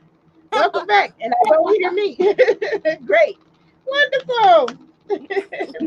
We're making progress. Hey, I'm learning too. I don't care how techy you get, how much you learn, you still gotta learn some more. Some new. Some more, some new, some more, some new. So it ain't automatic. So it's trial and error. Yeah, I struggled with the homework. You struggled with the homework? Yes, ma'am. Couldn't do it. Uh-oh. And see, that's part of the process. You gotta do it. You gotta do it. In life, you just can't be like that.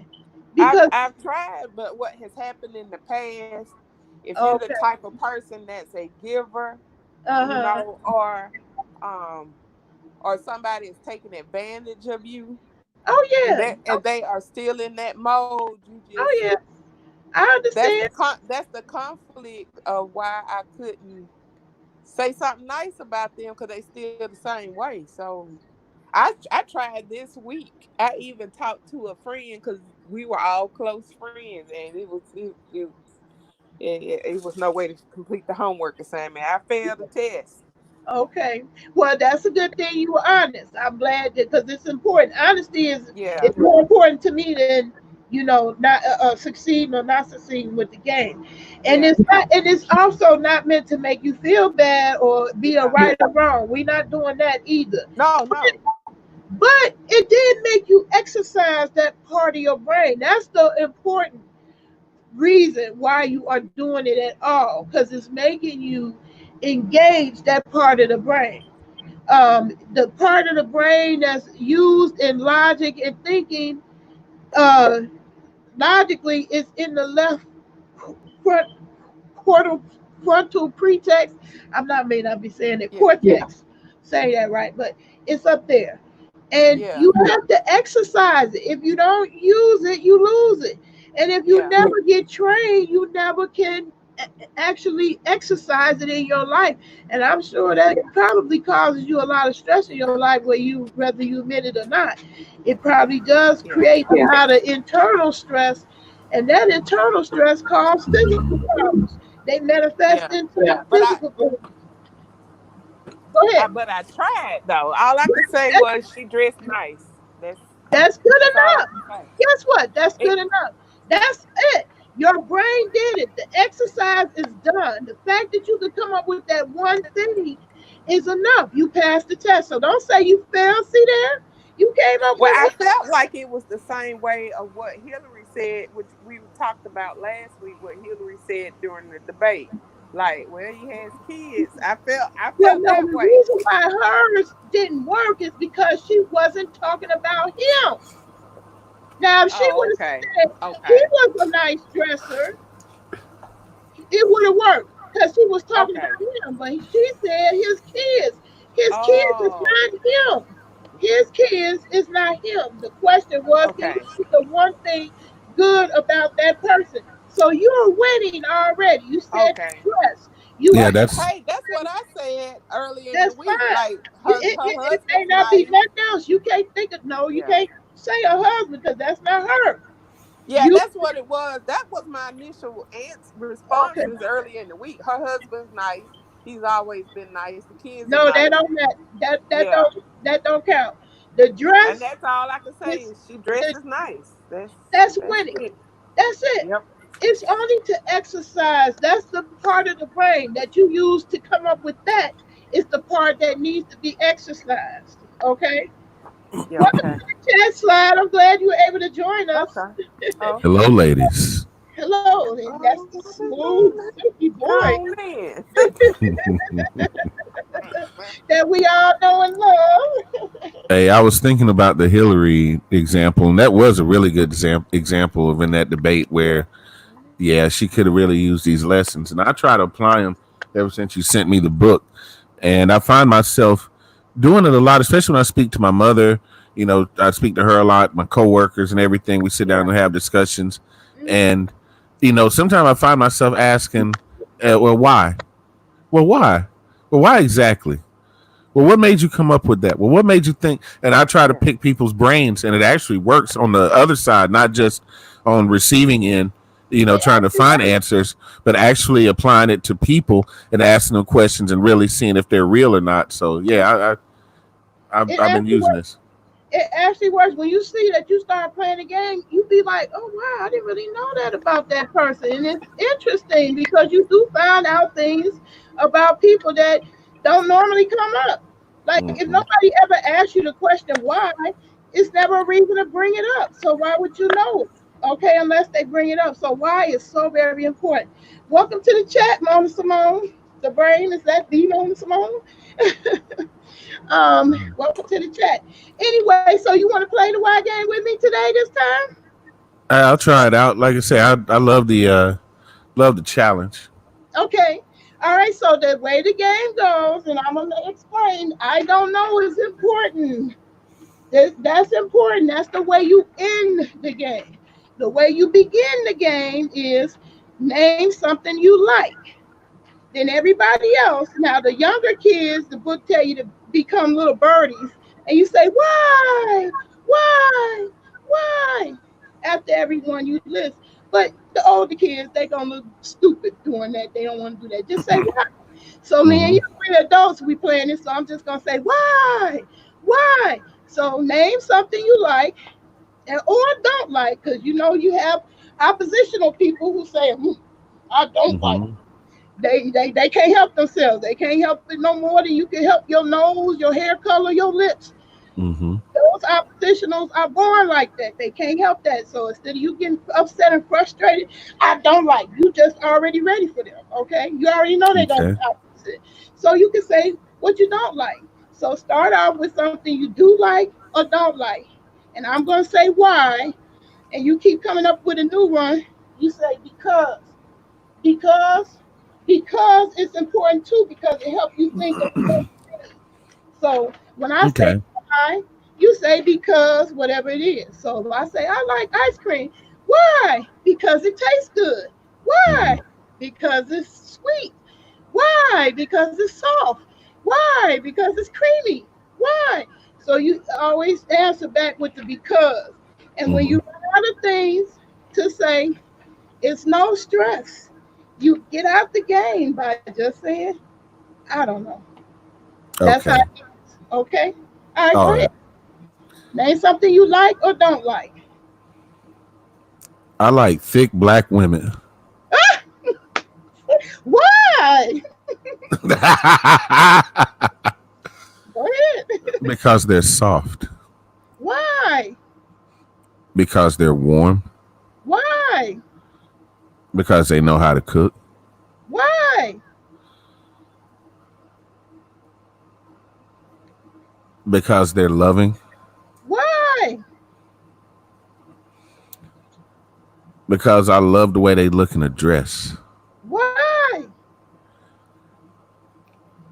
because I love the way they treat me, Why? because skinny white women just don't do it for me, Why? because they don't feel warm to the touch, Why? because they are loyal and there for you when you need them. Just say one. You can say Okay. very Because they're loyal, Why? because they're there for you when you need them. Why? Because that's mostly what I've dated in my dating life. Why? Because they're beautiful. Why? Because skinny women are boring. Why? I don't know.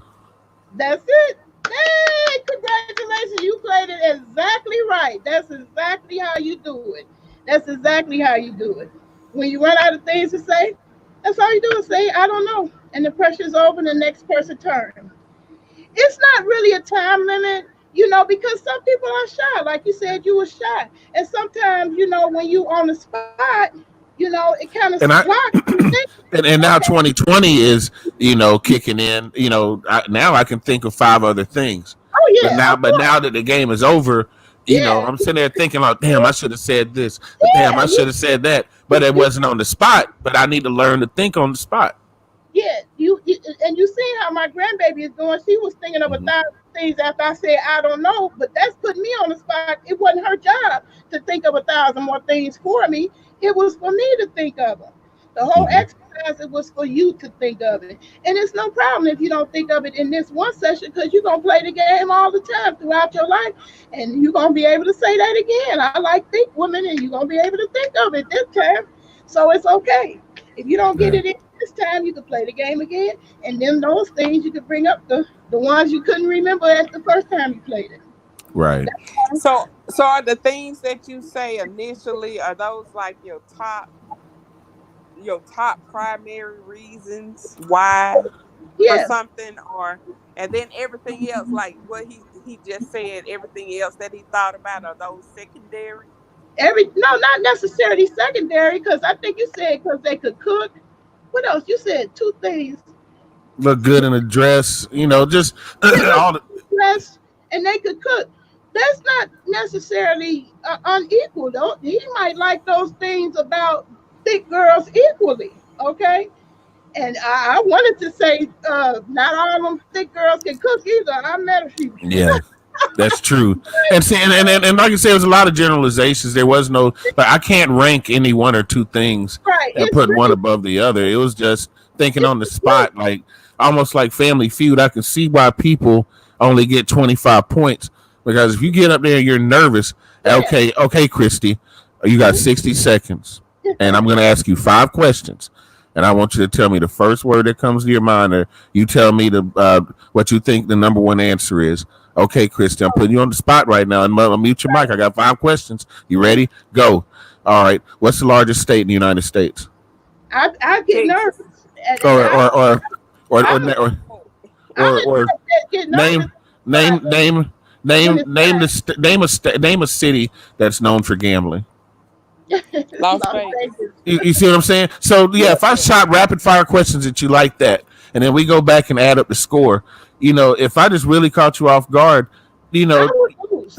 I would lose because I go into a panic when I've been put on the spot. So I have to be in a relaxed setting where we are all in it and we just having fun. It ain't no winners, it ain't no losers. I had to steer my little grandbaby. You didn't win because you said 13 things. You're winning because you participated. It's the yeah, participation that is the key thing to this whole game is Yeah. participate. You want them to participate. So even the shy kid that always stand in the corner, when they see the other kids joining in, they get curious, like any other child. And then they want to join in. But when they turn come, they feel that pressure. That's what shy people do. They feel that pressure automatically. So sometimes they can't think for feeling that pressure. And so that's what I don't know resolves. I don't know resolves that for a shy person. I don't know ends the game. But at least they played. They came in there and said, I don't know. If they come in there and just say, I don't know, they played. They have participated. And that's the Yeah. winning part. That's the part where you're winning. You're all winning when you participate. That's the key to it. right. And But see, like a game like what he's talking about, I would go for that. I'm a true And I would extrovert. lose. I But already if told you, you. but if it I would have played. been like if he was putting me personally, if it was about me on the spot, I couldn't. I would stress out because you're asking about me. But if it was something like that, like he asking about the states, oh, I would participate in that. But if it's me, then I'm shutting down. Well, we want it to be personal. This is all. Yeah. Right now, all of us in this chat that's here has found out something a little more about Sly Jones that Yeah. we didn't know. Because I didn't know that you had the thick persuasion. oh, how do you think I ran across? I've known you now for what 9 years. Yeah, that's true. So yeah, we go way back. Even if you don't remember me from back then, I you remember might. But yeah, from way back. way But back. anyway, but I want to ask Christy a question though. All right, Christy, do you like sushi? Yes. Why? According to what type? Why? It's different Why? because it tastes good. Why? It's a different flavor. Why? Because it's cheap. Why? Because I'm cheap. Why? Because I Now, like to save money. I let mean, me I'm gonna go. redirect you. You don't like sushi because you cheap. Is that what you're saying? You like No, he sushi? asked me why Because did it's cheap. because it's cheap, and then he asked me why, and I said because I'm cheap. Okay, You go know, because ahead. I ain't gonna spend no money. I mean, Mm-hmm. But we supposed to be sticking to why you like sushi. So that's what I wanted to make sure. so Mm-hmm. bring it back to why Yeah. Why because you I like like sushi? Mm-hmm. Because it's blase. Uh-huh. Because Uh, I think the last one you said was because it's cheap. Okay. And yeah. why? I mean, it's already why? prepared. Huh? It's already Why? prepared. Oh, it's already prepared. Okay. Why? Why? I don't have to wait on it. Why? It's a quick and easy meal Why? because I'm usually eating on the run Why? because I stay too busy. Now, So, you like sushi because you stay too busy? oh, okay. That's how you, Mm-hmm. because that's going to happen. I'm glad it's happening now because So that's I going to keep happen getting when you off play the this off game. track You away got to from keep the them, subject. guide them back. And that's how you guide them back. Mm-hmm. You like Okay. sushi because that's how you got them back. So I was showing you Okay. that's how I wanted to play it with y'all because that Okay. is going to happen when you play it with other people. But And look how she adapted. Look how quickly Christy she adapted to where she said, "I can't answer any questions about me." And then she as soon as I asked her about sushi, I mean, you see what I'm saying? So yeah, I can it see works. Christy. she proved it right there. Yeah. She said she couldn't think of anything, and then she rattled off 4 things that she could think of But see, why that she was liked about sushi. sushi. It wasn't about Christy. It The don't only have to be question, about if yeah, that's what you're uncomfortable with. Don't mention nothing about Christy, okay? Just say what you like. If you like sushi, it can be just things that you like. It don't have to be things that you yeah, like about yourself. It could be just things that you like, and keep it on for you. It never has to come to you personally, you know. Right, but this But technique it could actually be. helps. This Yeah, technique can also help in debates too. I mean, I yeah, can yeah, really see utilizing this, in a debate format for somebody to really bring out the facts and keep them on their toes. yeah. This would be a good exercise. yeah, Like Blue Lotus said last week, she said it would be a good icebreaker for a date. I agree. I think yeah. this is a fantastic icebreaker when you just meet somebody because it's a good way to learn about that person. We learned 5 new things about Slide and Christy today just by playing this game. Hmm. Now, Miss Love, when does the asking why becomes like annoying or aggravating? When it become annoying and aggravating is when you don't want to play no more and you can stop playing anytime you want to. Yeah, you It's know something. Okay. The loud responsive why makes you more aggravated. I mean, it makes you think harder, that much harder. Because me, I'm laid back like why. what That's kind of letting you yeah. off the hook. But if I come at you like why, you're gonna be like okay, let me think So like I say, even that energy creates a different vibe when you're answering the questions. It's true. And that's why when the book it gave you examples of how you can introduce it. Like some kids, the shy ones, you can you can make sock puppets. I'm gonna try to do it right quick. Where it can be neutral. It don't have to be them. I'm gonna use a black sock.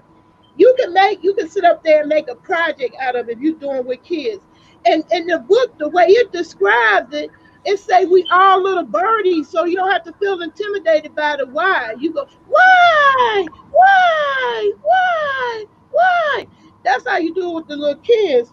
And when you all going in unison like that, it just feel like a game. It don't feel like a pressure to Yeah. answer. It's feel like they all participate. So you can introduce it with the kids like that. But for adults, I just Right. want you to get the concept to understand it. And That's something else too, if you think of something they really, really like, or think of something they really, really don't like. That's why I said sushi, because it's something that people really, really love or they really, really Yeah, hate. So yeah. it's easy to talk about those things that you feel strongly about. Glad you did that because I actually didn't know how to give her an example. That was perfect. I love it. So you understand the concept and you helped her get a chance to actually participate. So we're all winning because we did participate. And that's the important part of it. That's the main part. That's the main goal of the whole thing is to actually participate. That's it. It's no winner. It's not because some person can do 10 of them and you can only do two. That's the winner. It's not like that. It's just you participated. And Right? then, Because if you ask me, like, what do I know about the Middle East? Yeah, I mean, you'll be like, well, Muslims live there. Why? Well, it's hot. Why? And I'd probably only be able to rattle off 5 or 6 things before I ran out of gas and say, you know what, I don't know. no, it's just personal to you. It's only things that you like or don't like. Yeah. And the don't like is thrown in there because you do have oppositional people. And this book is really geared to help them change those negative behaviors because often those oppositionals are the ones that's in the principal office all the time, getting in trouble with the teacher all the Yeah. time because they doing the opposite. With the oppositionals, you give them the opportunity to be themselves. They don't feel pressure Hmm. to be like everybody else because they can sit up and say, "I don't like." Yeah, the rebels Yeah, without a clue, they get to play too. And you need them because they the ones that's gonna raise those questions. How many times we've been seeing these charismatic people online, and it's one person in there raising them questions that should be answered, but that slick person ain't telling you. They ain't giving you no answers. They deflecting and sugarcoating the lies. They might just block you. Yeah, and block you. A whole bunch of them do that. They block you when they start asking you that one, and then you could be rest assured that one person that's asking a question is that oppositional child who didn't want to go with the flow when it was little, and there they in the chat asking those questions that matter. So everybody have a gift, and opposition is a gift to us. That's what we got to realize and appreciate. A lot of times we don't appreciate it because we just want people to get along and go along. I swim upstream, and I challenge my kings and queens all the time. I say you better bring it, because and if I come on the channel and I challenge somebody, I don't do it just to be nasty or whatever. I do it as a gut check to see where their heart is at. And a lot of times, some of the closest YouTubers, like Monica Mo Justice, that is one example. Me and her are like sometimes we can be the Dallas Cowboys versus the Washington Redskins, and it's going down. But it's going to be a fun game, and at the end we're going to shake hands and when it's over. But we have challenged each other to the point where now we don't even fight no more. Me and Mo, we just talk for 4.5 hours straight. Where before I would go in there and challenge her and be like, maybe you're wrong or I don't agree. And then she would cop an attitude and give me her business, and I give her the business right back. But at the end, it was mutual respect. Right. You end up having mutual respect. That's the reason why it's so important to develop that skill. Everybody don't have that skill.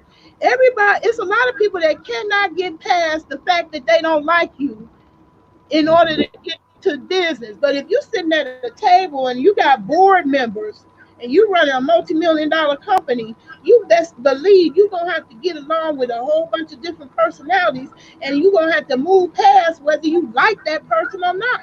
And they will challenge you to embarrass you. They'll challenge you to say, well, hey, he doesn't know. He doesn't know that. Well, she doesn't know that. And then all of a sudden, that's a feather in their cap because they were able to knock you down a peg. So when you accept that challenge and you think on your toes and you can rattle off 3 or 4 things that you've done for the company right back to back, you don't have to sit there and go, well, this year, last quarter, you can say, look, I was employee of the month last month. I produced so-and-so pieces at such and such time. And then when you think like this, then like I say, nobody can challenge you because you're on your toes. And the more we do these exercises, man, the more you do it, the better it gets. It's just like with any muscle. You work that muscle, it gets stronger. When you work that muscle, it gets stronger. And so how do you deal with somebody at work that doesn't like you and you're asking them why? It's particularly when it deals with a project that you're working on. Well, I'm going to tell you, the main question is, and if I was you and you was confining me privately, the first thing I would say, did you ask that question why? Did you ever ask that person why? Did you ever ask that person why? Oh, I know why. Yes. But you saying you know why, but are you sure? Did you ask positive? I know why. So had that person said that to you? The why? They've said it to human. No, they won't confess to the why, but it came out in a grievance. And so the why has been out there. So even after a year, if it's something related to work and it's related to my particular work, something that I need to do, and I start asking why, I already know that person's gonna feel irritated because it's me asking why. Well, let me ask you this, Christy, and I'm just asking because I'm, as an empath, I pick up on people's energy. Mm-hmm. Do they consider you to have a strong personality? I do have a strong personality. And that clashes with that individual's ego. And sometimes I am one of the few people of color. Okay. Yes. I kind of figured that. I figured as much because that was going to be the next thing I asked was, are you dealing with a Caucasian? I was gonna say the same thing. I kind of was figuring it out, but the truth of the matter in real life, sometimes you don't know. Yeah. Sometimes they don't know, Yeah. and you still got to deal with it. Okay. Yeah. You know, you still got to get that paycheck and pay your bills, right? Yeah. You know what? What I did to cope when I was in corporate America, I worked for a Fortune 500 company. When I had disagreements or grievances with coworkers, whatever, I would sit down with them, and sometimes I would have a mentor or a somebody on the sideline just to witness because I didn't want anybody to think they were being bullied. Yeah. Yeah. So if it was subordinate, I had a witness. If it was a peer, we sat down together. And I would make a list of words on one side and the other, left and right, on things we agreed with, things we didn't agree with, and things that were in the middle. And by the time we got to the end of the list, everything we agreed on, we mostly had everything in the same column. All the same words, all the same things, the things we valued, the things we thought were important with the company, things I thought we could do better. So by the time we got to the end of it, we found out we had more in common. And then we could say, okay, now this is how we need to move forward. If I was the one in charge, I say, this is my expectation. This is when I expect it. And I had to give them the who, what, when, where, and why. And I had to use a SMART technique, specific, measured, attainable, relevant, time bound. This is when I need it. This is when we started. Yeah. And once we did that, 9 times out of 10, I could work with just about anybody as long as we focus on the mission. And then when we shine together, then we both got the praise, So then no matter how much we might have hated each other, we still pulled together for the sake of the team and would still run one of the best teams, in the company. But, still we had to agree to disagree and know that we didn't like each other. No, our personalities did not mesh. I worked for people that worked for the company for 8 years, and I became their boss after working there as a temp for 6 months. That don't sit right with a lot of people. Yeah. So, that rapid growth. So, I had to deal with people that were really sour at me. Yeah. Absolutely. And it didn't have nothing to do with you being selected. You see what I'm saying? You were just doing your job. And then what the little exercise that he brought up about how he got the job done, that is the point of learning how to problem solve, because you're gonna have to get the job done in life, whether you like the person or not. That's what I do. But if somebody comes up with something that interferes with the integrity of what my work is, then I have to ask why. But me asking why to a person that you already know, it's sometimes well, sometimes it can be the way you ask.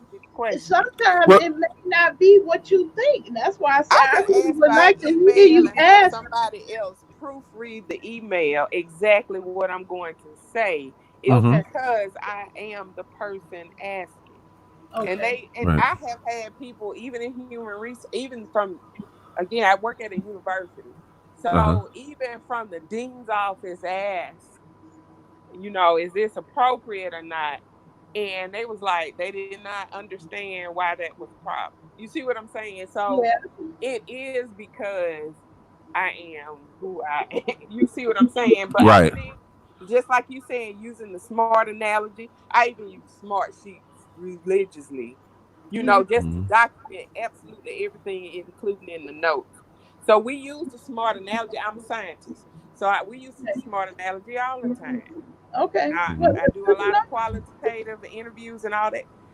It is when you show up and your name is exactly how you see it, and then this black lady shows up. It's like that ain't how they looking for Bobby Becky, and then the Amway, the black lady with the Amway name shows up. Well, see, the funny thing is, I just talked about it on my channel the other night about how to deal with Trump voters coming up to this election. When they work with you, you work with them, and they tolerate you.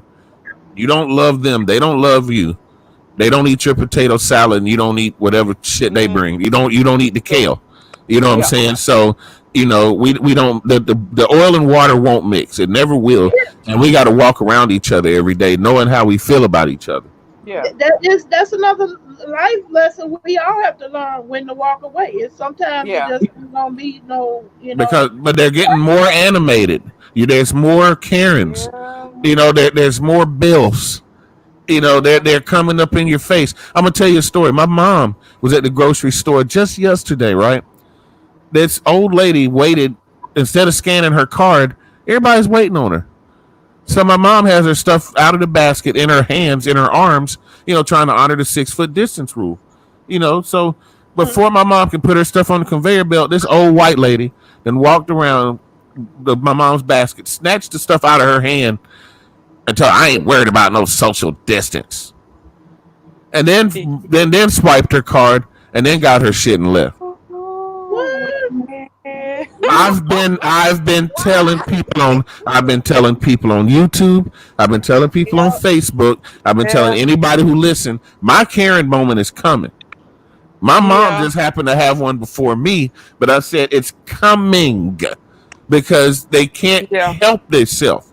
So when you work in yeah, an environment with these devils, with these creatures, and Yeah. I don't mean to take over your format, Fat. I mean, my bad. I just got to say this. Twilight, We always have to turn the other cheek.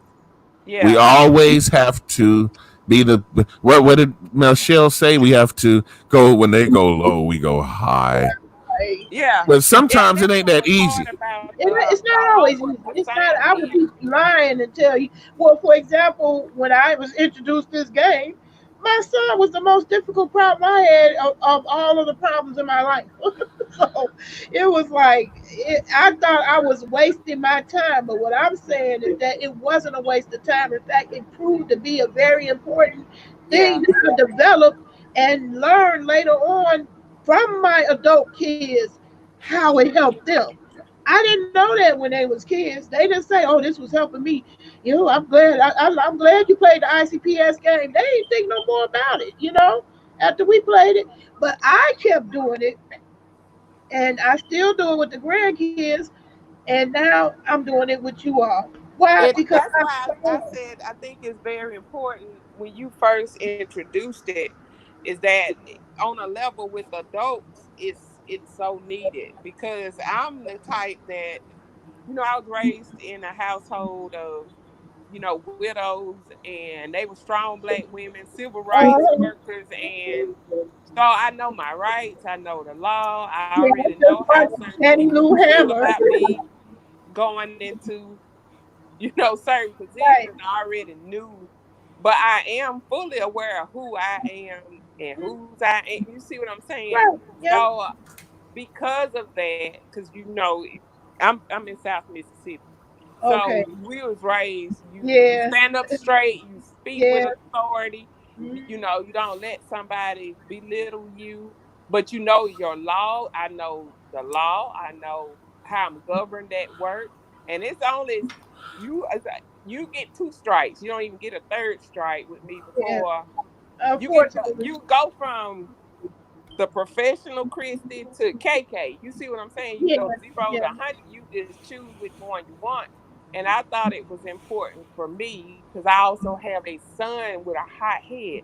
He's 26. So we're having this conversation when you first brought it up after he lost a friend that was murdered in the Oh wow. streets, from these ways of you can't talk to me no certain You way, can't and talk to maybe it me. could have been handled a different One way. You see what I'm second. saying? So One we second of thought would have changed that whole scenario. I know it. yeah. I know for a So fact. yeah, so we having these type conversations every day, and then he's seeing what's happening in the media. He knows how he's faced with so much more than what I was faced with Yeah. 20, 30 years ago. So Yeah. we're back to like a 1960s sort of thing without the water Okay. Is fountains. that You see what crazy I'm or saying? what? Yeah. Come in the house when the lights come on. Yeah. So I'm checking on a 26-year-old in the morning and in the afternoon because It's he's been crazy. stopped. He's been stopped in a vehicle that I had, or I'm Oh divorced my now, but God. his I dad hate to see had, that. and I hate they're to see asking him, that. yeah, they're asking him, well, who is your dad? Well, who is your mom? Where do they work? and Yeah. but he stopped every day, and so he's been living with, you know, the conversation with the day that you brought it up was the day before. He was like, Mom, since I was 16, I've been bombarded with this, and I know cops. He said, I did what you told me, get to know them, show up where they volunteer, show up. He said, I'm still bombarded because of what I drive, what I look like, what am I doing? He dates a detective and he still gets stopped. It's crazy. It's It's crazy. crazy. So he's frustrated, and I'm a mom that's like, I can't help him. You know, we have to teach our children something different that other people don't have to worry about. You know, Okay, hold your Dean hands raised up a up, good don't, point too.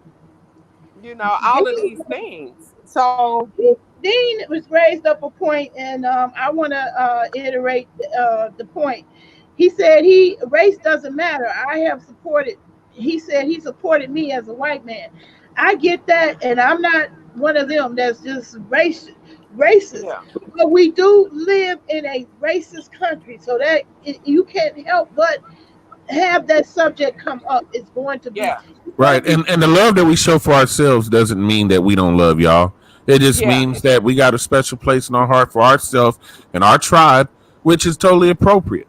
You and know, believe and it doesn't mean that we hate you. You know, I have no, friends that come to my stream. Well, should a person with a MAGA hat be attacked? And I tell them no. Of and no, course not. I Uh, defend them, just like you see in the uh, white people defending, Black Lives Matter. I defend the ones that that stand up and speak out. It's because although I've had extreme people come into my life that were black, that weren't necessarily any good for me, or even if they were some good for me, has extreme points of views. yeah, Okay, and I yeah. with them, okay? And I don't go along with it. So this helped me to having the critical thinking, helped me to stand up and say, look, I just don't believe that. You can't make me Right. convinced that the white man is the devil when I'm sitting up here flashing back on real personal experiences with black motherfuckers that was the devil too. Okay? I know some black yeah. devils. Oh yeah, a lot of So you're yeah, not going to convince me that this one race is the devil and black people is something else. No, I know some yeah, black devils, no, some black evil motherfuckers, some black sick yeah, motherfuckers, some black. They're yeah. good and bad on both Okay, sides. so On no, both sides, yeah, you can't you can't yeah. you can't suck me in with that. So don't But there should be an understanding that we yeah, experience things far different, it's gonna be different because because there's no I way never that think I enough can to have know an automatic weapon and show up at the state capitol building or it's a stand in front of the university with a it's Black a Lives difference. Matter It's a sign. difference. But we stand.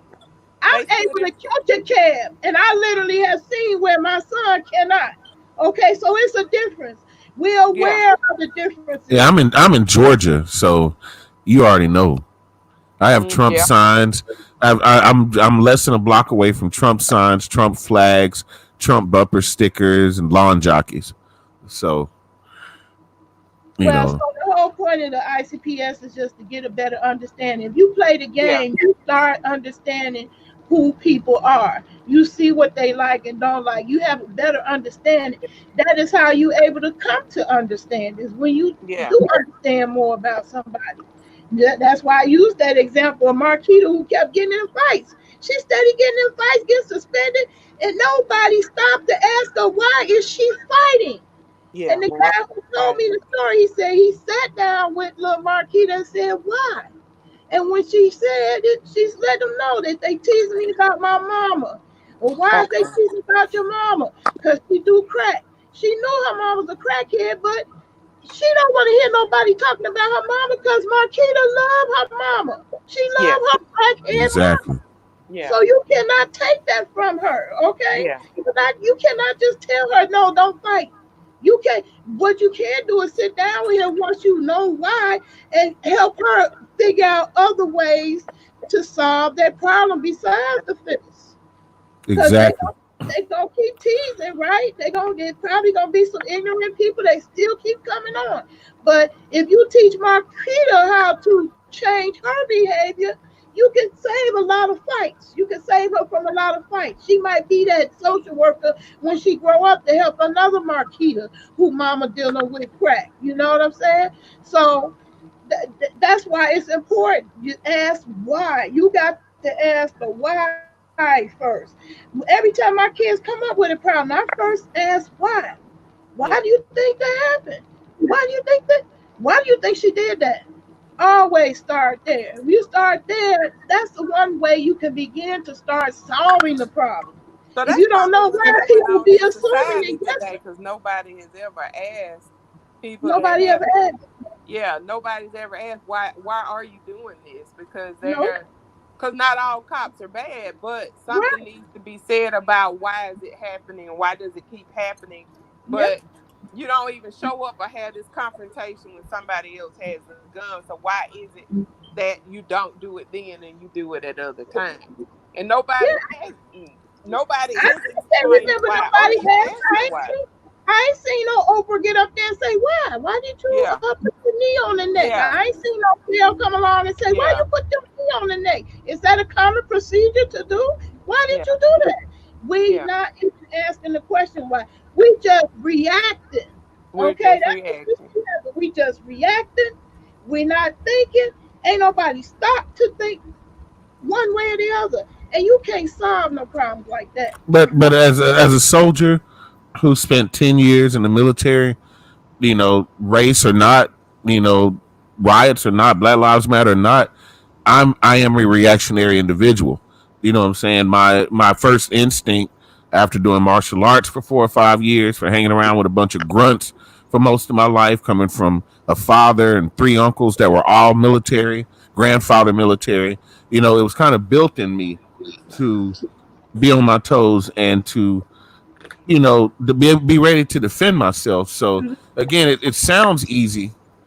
It sounds easy, Well, but that's now is the time, I think, to start reacting and saving our own lives. And I say that because we're treated like soldiers in a war. What's your name, rank, and serial number? Give me your name and insurance and registration. Where are you Yeah, going? Where, where yeah. where are you going? Where are you coming from? What do you have in the car? I think I smell something.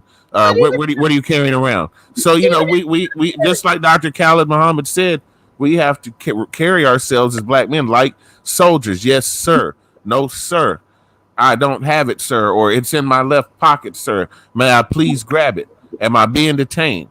Once we drill that into our boys, we can feel a lot more comfortable with them going out. But we also, there's a law that exists that says if you are being unlawfully detained, you can defend yourself. That law is not clear in the books. They don't want it clear because a whole lot more cops will come up hurt. Because exactly. if they were in the wrong, they can't just put a knee in somebody's neck. Somebody would jump on their ass, and if they can't grab that taser, that gun fast enough, they just gonna have to take an ass whooping and clear it up in court. Whether it was even a lawful arrest. Because if it is an unlawful arrest, and I have a gun, and I feel like they're trying to detain me unlawfully, I have the right to shoot that officer. Yeah, but a lot of people ain't aware of that. They're not educated on that. Mm. I And mean, I'd rather have my son come home or have his day in court than have him laying in a grave because of some me too. steroided up, hyped Yeah, up, underpaid wife beater cop. but I seen the meme that was so poignant. Wait, first let me address the Dean. I respect him showing up in the chat, and I really appreciate your thoughts too, Dean. He says he personally believes we have to stop letting political parties divide us. I watched you one day, and I liked your realness. It didn't matter if you were black or white. That's what I try to be. Period. Is real. I'm not trying to be black or white. I'm But real. it's not political for It's not me political to have parties. a black son that keeps being stopped. That nobody says because he's That's true. Republican. Because I He I said vote he's across been harassed. party He's lines, so white. it's not. He He's I doesn't been vote a have anything nonpartisan against. ballot. I vote nonpartisan. And I have a 19-year Yeah, old me son. too. right, and he's been harassed too. It's not like they don't harass the color. What happens to us, I feel that we are programmed. When the media gets the Yeah. story, they keep putting out that same message. And But here's when did a they white man kill right a here in white our chat that pastor? said that he's been harassed. But that ain't gonna make the news.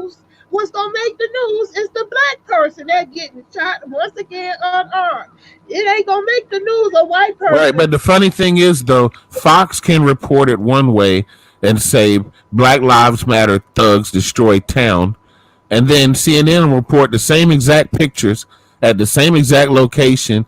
Peaceful protesters have run in with violent police, That's true. They did and that they're going to with show you the same picture. So who are they you going to believe? they did it with Katrina. The people who was Yeah. looting that was black, they thugs and whatnot. The people who were looting that was white, they survived. Same picture. So you have to realize when you're being manipulated. That's another reason why critical thinking is important. You can't just believe everything you see. You know that saying, believe half of what you see and none of what you hear. But when That's it's happening to you, but when it's happening to you again as a woman of color, that I've had close to 19 years in a profession where I'm either the only one or one of two or one of three. You see what that's I'm saying? Is yeah, I when you're did. that I only did. person I was still the only breaking one. barriers, you breaking those barriers and you still treat it like, man, I didn't get treated like this when I worked at the plant. You see what I'm saying? Yeah, When you're that person, then nobody else understands. So it has nothing to do with politics. This is a daily thing that happens. I'm not hired because first but thing it's somebody the would want to crazy thing say, that happens because I feel we're not getting trained to critically think at an early age. yeah, Everybody don't get that training. People become whole grown-ups and raise kids and Yeah. still don't have that skill. So Right. we But got to start from ground zero at this point. That's where I feel because yeah, I'm looking at it.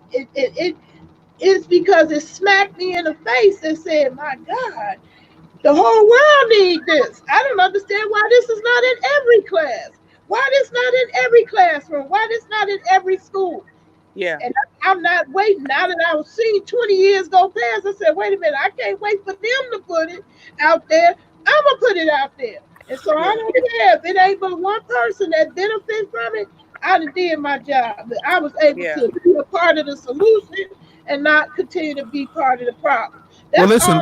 there's a lot of teachers right now that are teaching from home that are looking for ideas to share with their classrooms. What I would do is reach out to some of the more popular teachers on YouTube, introduce them to the program, and let them know that you're willing to come in as a guest speaker or maybe like a substitute because they need the break and the kids need the lesson. I mean, it's a win-win situation. It'd be a great way to give back to the community, and I'd even dress up for it. I'd put on a clown nose and a wig and hook up my camera The and just clown. get real stupid with it. You I know, if think it's going to help somebody's child, especially a young black child, I think that would be awesome. I think it also helps with writing skills too, because oftentimes you give a student a question and they can't like fully think through because they get in such a test mode. mhm. We've taken children to such a test mode where, I'm that when we child. were younger, we were made to explore, go look at leaves and have a leaf project and then write Yeah, about it or your experience. That it's hard for them to write about an experience. that's me. I can't. My brain. I forget half of what I'm about to say when I get ready to write, and that frustrates me. I was like, what is that thought? I lost the thought, and I'm frustrated. It's not that I can't write; it's that I had them lapses. I'm ADD, attentionally challenged. So I forget my thought before I get to the paper, and that's frustrating. So you can't do a writing assignment on me. I'm gonna panic and freeze. I'm not gonna do well. But doing this game where it's people involved, I'm a people person. I was able to get into that, because I like being with people. I'm a people person, so I was able to get into that. One of the things that you learn in this book is how people are different, and there's other types of games. This is just the one I started with, but there's other types of games in there for you to use. We just want to get the conversation going where we're stopping to think. We got to stop and think. It was 9 minutes that cop had to think about his behavior. That's a long time. It's When we long. played that game, that was only a few seconds. I literally looked at the clock. Okay. When we played that whole game, it took a few seconds long. 9 minutes. 9 minutes. he had to think about his behavior, yet didn't change because he was stuck on stupid.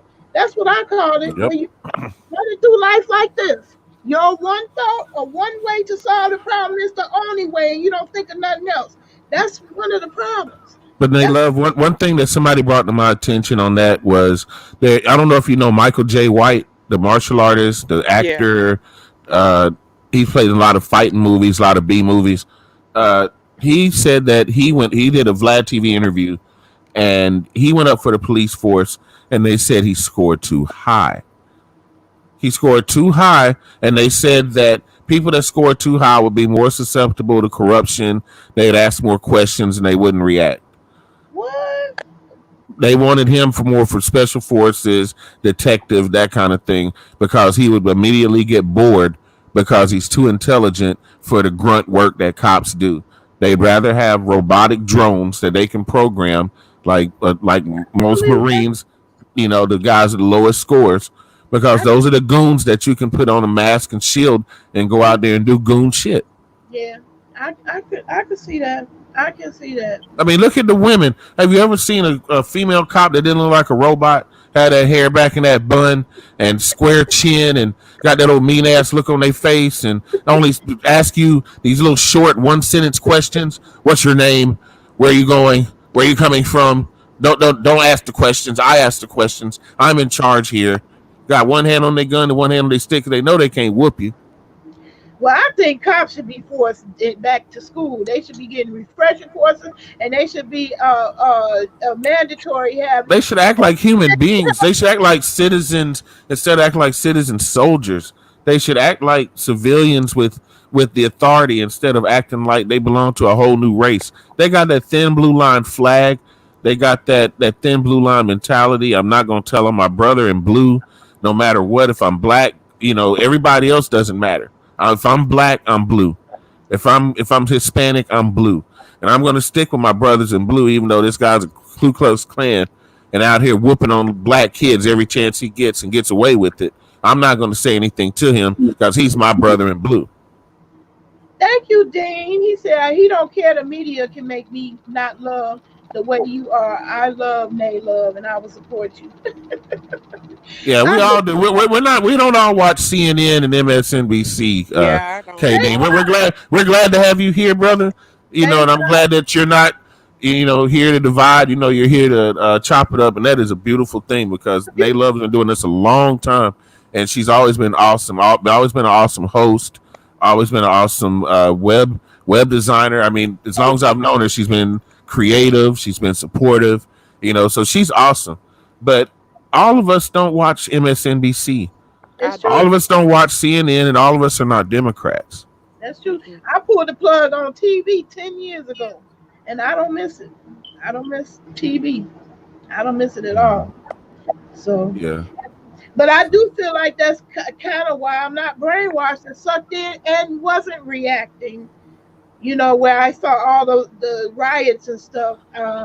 I wasn't reacting because I wasn't sucked in. I wasn't constantly programmed. And we got to remember that program is to make money. It ain't got to Exactly. do with your feelings as a human being. And we are not robots. You made a very important point. We are not robots. Because we are not robots, that's the reason why we have to do better in being able to appreciate each other's differences.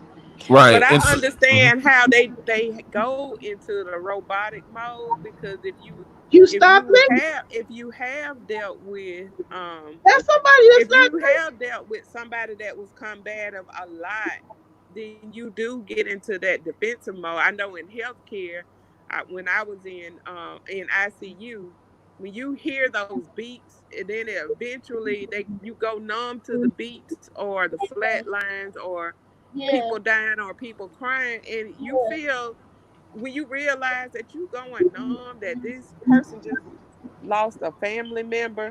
Yeah. When you hear it so many times and it becomes your norm, you become almost in that robotic state where Yeah. you're less sympathetic.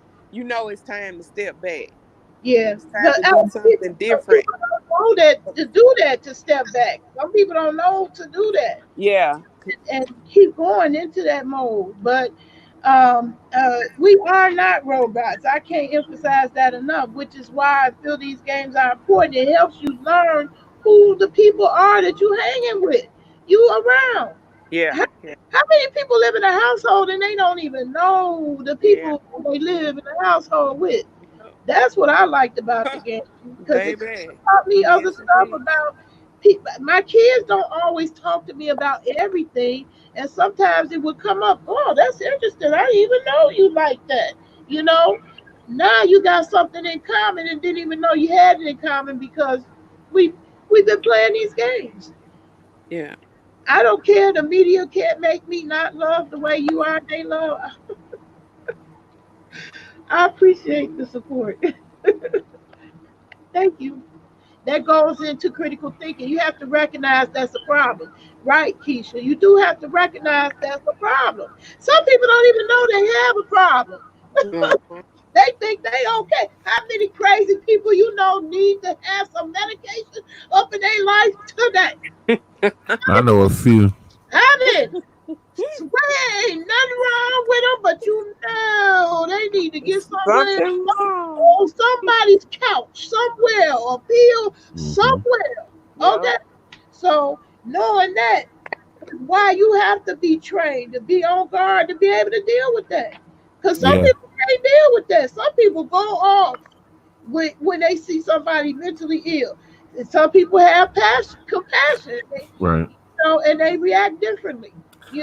My sister had mental illness, and she was in the middle of a manic episode. And I remember one day we boarded a bus together. Now, see, what people didn't know is that my sister boarding a bus together with me was a good thing, because now I could get her to where she needed to be to get help.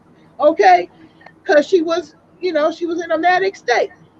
When we got on the bus, here was a lady moved away. Ooh, Jesus. And I snapped. I said, that's who you need to be talking to with your stank attitude. Somebody I love, okay? Yeah. You don't need Jesus if you don't leave me alone up in here. Yeah. Okay? So I had compassion for my sister. I didn't look at her as some crazy person that came on the bus and people got to move away.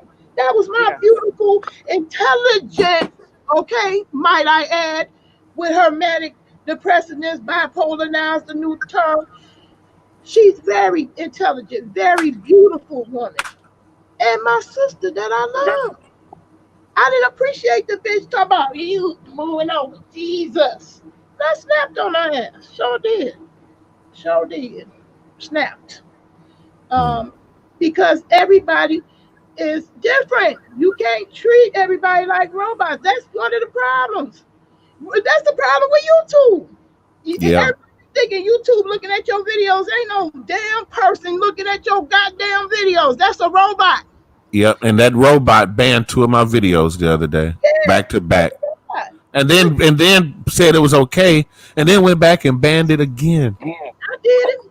I had one they snatched. It wasn't nobody but me and a child on there. It wasn't nothing that violated their guidelines in any way. It's a robot. And people swear up and down somebody viewing their videos. No, they not. You're not special. They get 500 hours. I didn't say 500 videos. 500 hours of videos get uploaded on YouTube every minute. So it's humanly impossible. Hey, Nayla, Keisha asked a question. Do you think there's a lack of compassion and empathy overall? Overall, that's why I'm doing it. Because I see that lack of empathy and compassion. I see it. It's glaring. It's glaring in these YouTube streets, the lack of compassion and empathy. If people had compassion and empathy, you would never think to dox nobody, because you would know just how fucking dangerous that is. I know crazy people. Hello? Look, I tiptoed back into somebody's channel the other day just to see what was going on. I seen they popped up live at like 3 a.m. I was on a whole nother account. So I forgot about this person. But they popped up on that old account, and I watched their video. It's one of our mutual they like putting pieces of candy in the chat. That's all I'm gonna say. I don't want to say the name. Okay.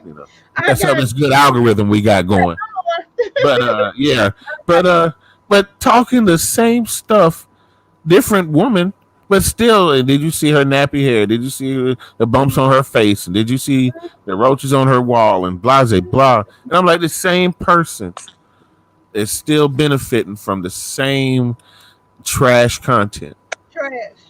And that breaks my heart. You know, somebody who don't work as hard as I have on my videos, and I can't get no love. Not no love. Well, I'll take that back. I have a few people who have donated and looked out for me. I appreciate that. But ain't nobody jumping in the chat, donate no super nothing, no super cash, no super. And I kept thinking that I'm providing something positive. I was determined. But I learned the hard way. If you doing something positive, you ain't gonna get no attention. You gonna get attention if you're ratchet. You're causing mayhem. You causing divisiveness. Oh, they love you. They love you. You gonna get paid because it's a hidden agenda to keep it that way. And it is a general lack of compassion and empathy. Absolutely. And the reason why I say it's important, because you could be raising that non-empathetic person. That could be your responsibility in life to get that person to become an empathetic person. Okay? I had to do it. I know that I have a person that totally could have been, you know, a mobster, you know, a gang lord. I believe it because he has leadership qualities. People are drawn to him. He can get people to follow him and do what he say. And he could have easily been a drug lord or gangster, something negative, you know. But I'm the one that is still, because I used to say, oh my God, Lord, why did you give me two boys? I'm the most unsports, unathletic, boy type of person. Why would you give it to me? Because the Lord knew that I was empathetic. And I had that gift to give my child. And that was the most important gift I gave him. Because I know how he was.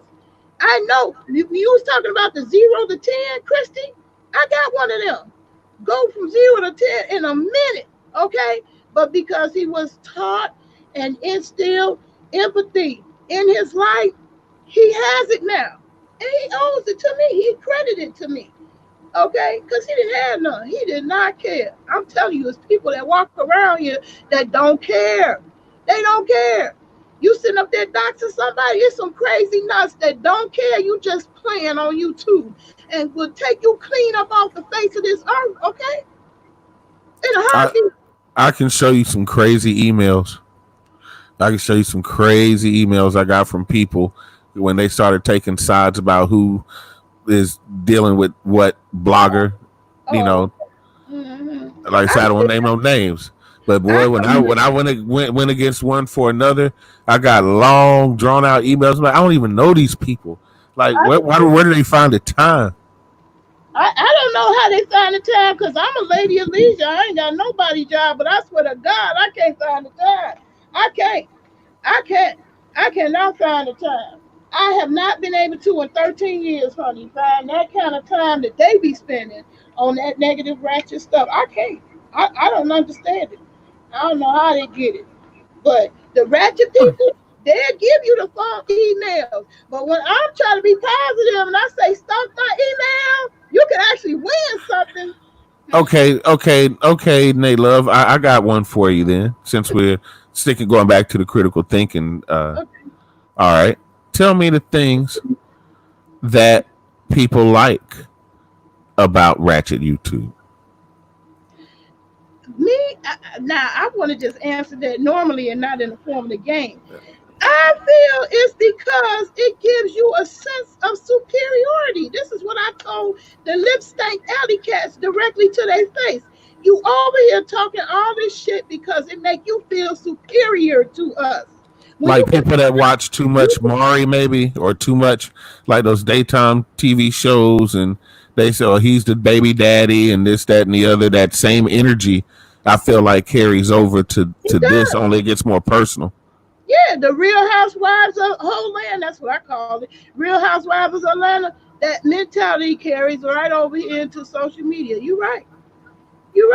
It's crazy because there are rich women that never act like that. It's And so true. people perceive that as a reality, but it's Well, it's here scripted. I am. I'm a person that don't act like Pastor, but Pastor got a lot of people following him and donating to him. It don't matter. It don't even matter. It's. I feel like people feel a sense of superiority if they can point out a flaw of yours and pick on that, and the spotlight is on you instead of them. Because I always say the roasting and gags, they funny as hell until it's you. When you on the hot seat and Yep. you are being roasted, it ain't so funny no more. It ain't funny at all then. Then all of a sudden they're showing your address, they're showing where you work, And they're that's showing your family members. is dangerous because I really have crazy people in my family. I really know crazy people who have stalked me. And the last thing I want is some crazy bitch putting my information out there when I'm over here in my real life throwing my postman off because I got my address covered up. That's how, you know, how important my privacy is to me. I got my address covered up. The postman passed by all the time.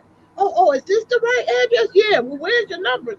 Well, I be doing YouTube videos, so I have it covered up. Why do I want some YouTube bitch putting that information out? No, ma'am. Mm-mm. I'm a vulnerable. And it won't be the blogger or the person that has 100,000 subs and gets 400 or 500 people in their live. It'll be one of their flunkies. It'll be one of their admins.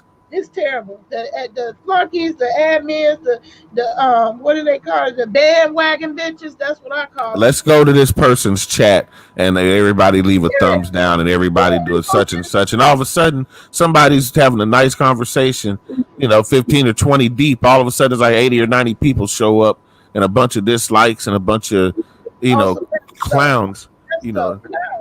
Clown shit. Well, that's why I said I'm gonna keep doing what I do, because there used to be people that talk shit about me with my long paragraphs when I do finally speak or say something or leave a comment. Well, I didn't change to one sentence. I don't want to be a Trump, because I'm not Trump. I can speak more than two sentences. I can actually create 2 paragraphs. So what made me keep doing it is because every time somebody intellectual came along, they'd come on there and say, "You're right. I see what you're talking about. Good point, Naomi." But all the bum bitches that came along, who gonna read all that? You eliminate yourself about who I want to fuck with. You let me know I want to fuck with you. And I'm glad that me leaving the comments there and somebody come along that's intellectual, I'm attracting those people, okay? They see what I have to say and then they attracted to my mind, okay? But them bum bitches that say, "Ooh, ain't gonna read all that." Hey, bye. I don't want to read. I don't want to have nothing to do with you. I don't want to have nothing to do with somebody who can't read, where 2 sentences make your brain explode. Emoji, slang, and text speak. That's all they respond to. Anything more than 2 sentences make your brain explode. I don't want to be bothered with you. I ain't got no time for it. So, yeah, delusions of grandeur. That's what it is. They sit back and they want to push themselves up as better than you, and they ain't living no better than you, okay? But they just, you on the hot seat, and that's what everybody roasting, so they jumping in on the bandwagon because they don't want it to be them. They don't want it to be them. I think it's a lot of low self-esteem people, lonely, and I'm shocked at how many old people is getting caught up with these cult-like people. It's just shocking to me. You would think that in your 40s and 50s, you'd just be more smart about it. But well, Nate, I've known you for a while, and I want your opinion, yours too, Christy, on Tommy Sotomayor. Hmm? What do you think he's just really hamming up the Trump thing just to get under black people's skin and saying the things he says about black women because he actually hates them, or is it satire? No, it's successful on YouTube. On social media, being controversial spells dollars and cents. He's doing it because it works. Ain't nobody gonna pay attention to a critical thinking video And Tommy Sotomayor got this, video that with a ratchet girl looking, tearing off each other's wigs. That it's like a car accident when you driving on the highway and everything's going right. That's rather boring. When a traffic accident happened, oh my God, everybody watching. So he doing for that oh my God factor. I don't feel that he really hates.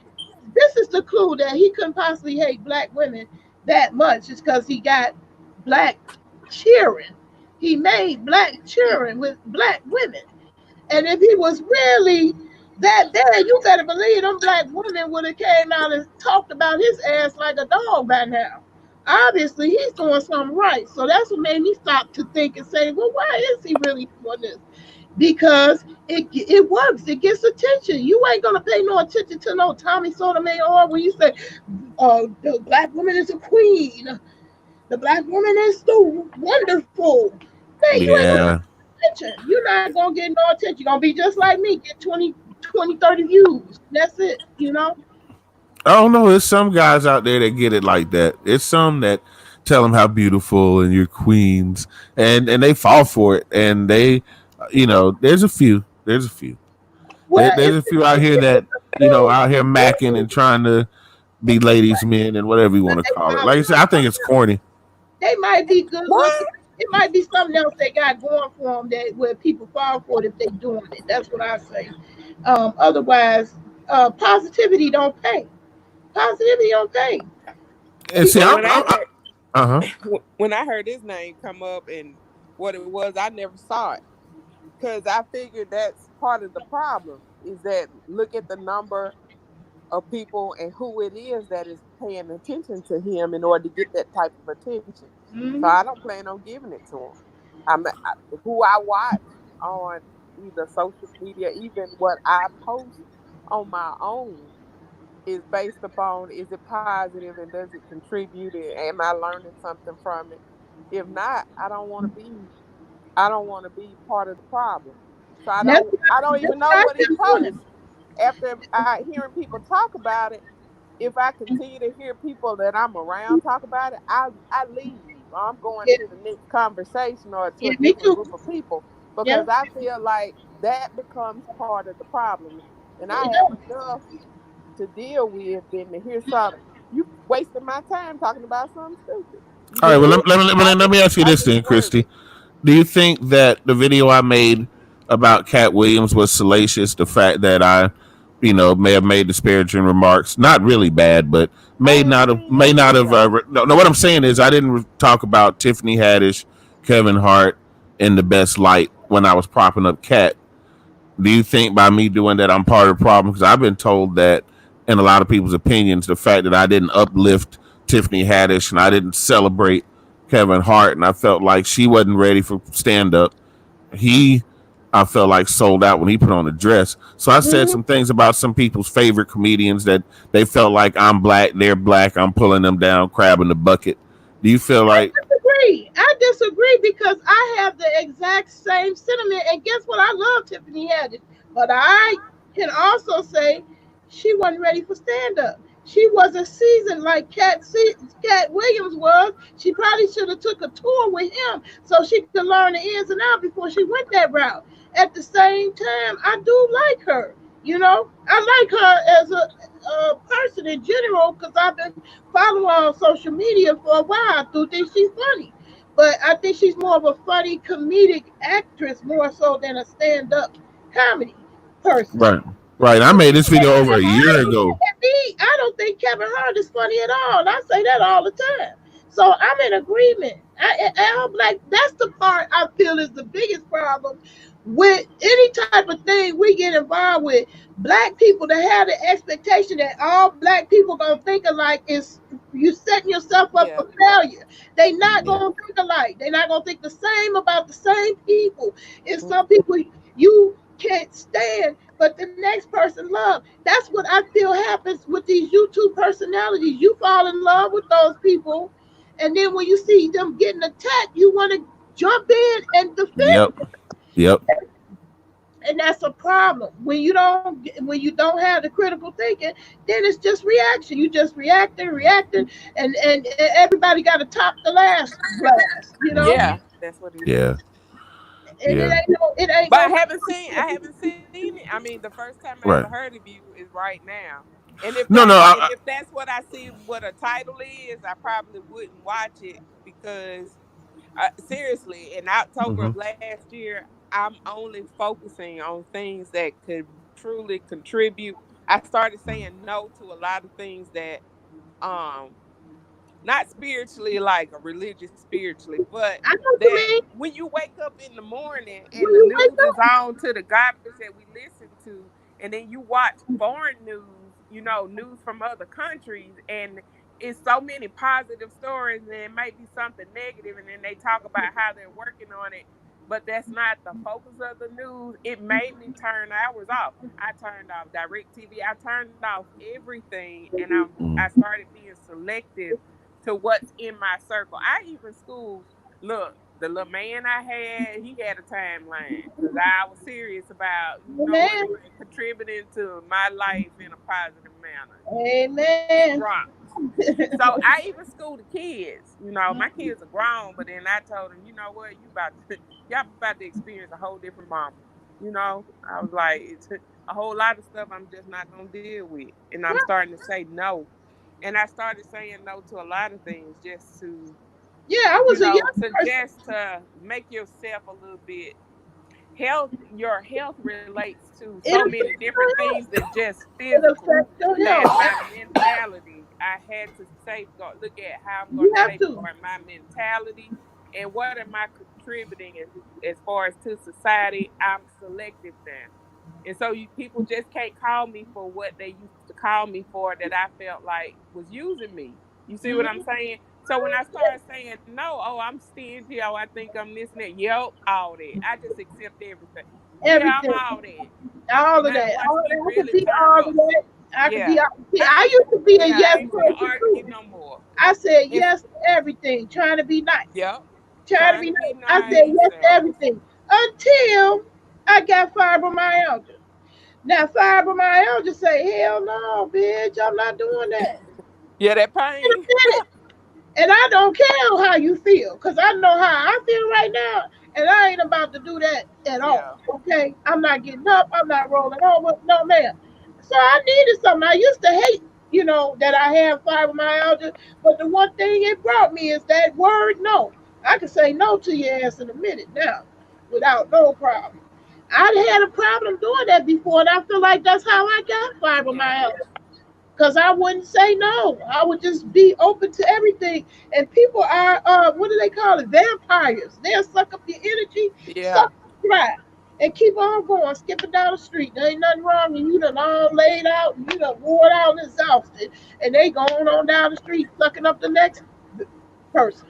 You Yeah, know, and I think for a person that's a natural giver, you attract takers, and it yeah. doesn't matter, you It took a know, long time for me to realize that, though.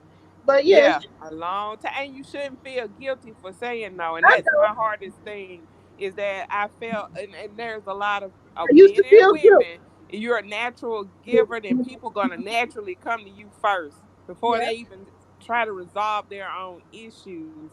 And when you see that it could actually kill you, that could, Mhm. taking on everybody else's burdens could actually Believe me, kill I you. know. I can And tell you I've a seen story it happen, and about I me. was Let me like, tell you my man, story. nah.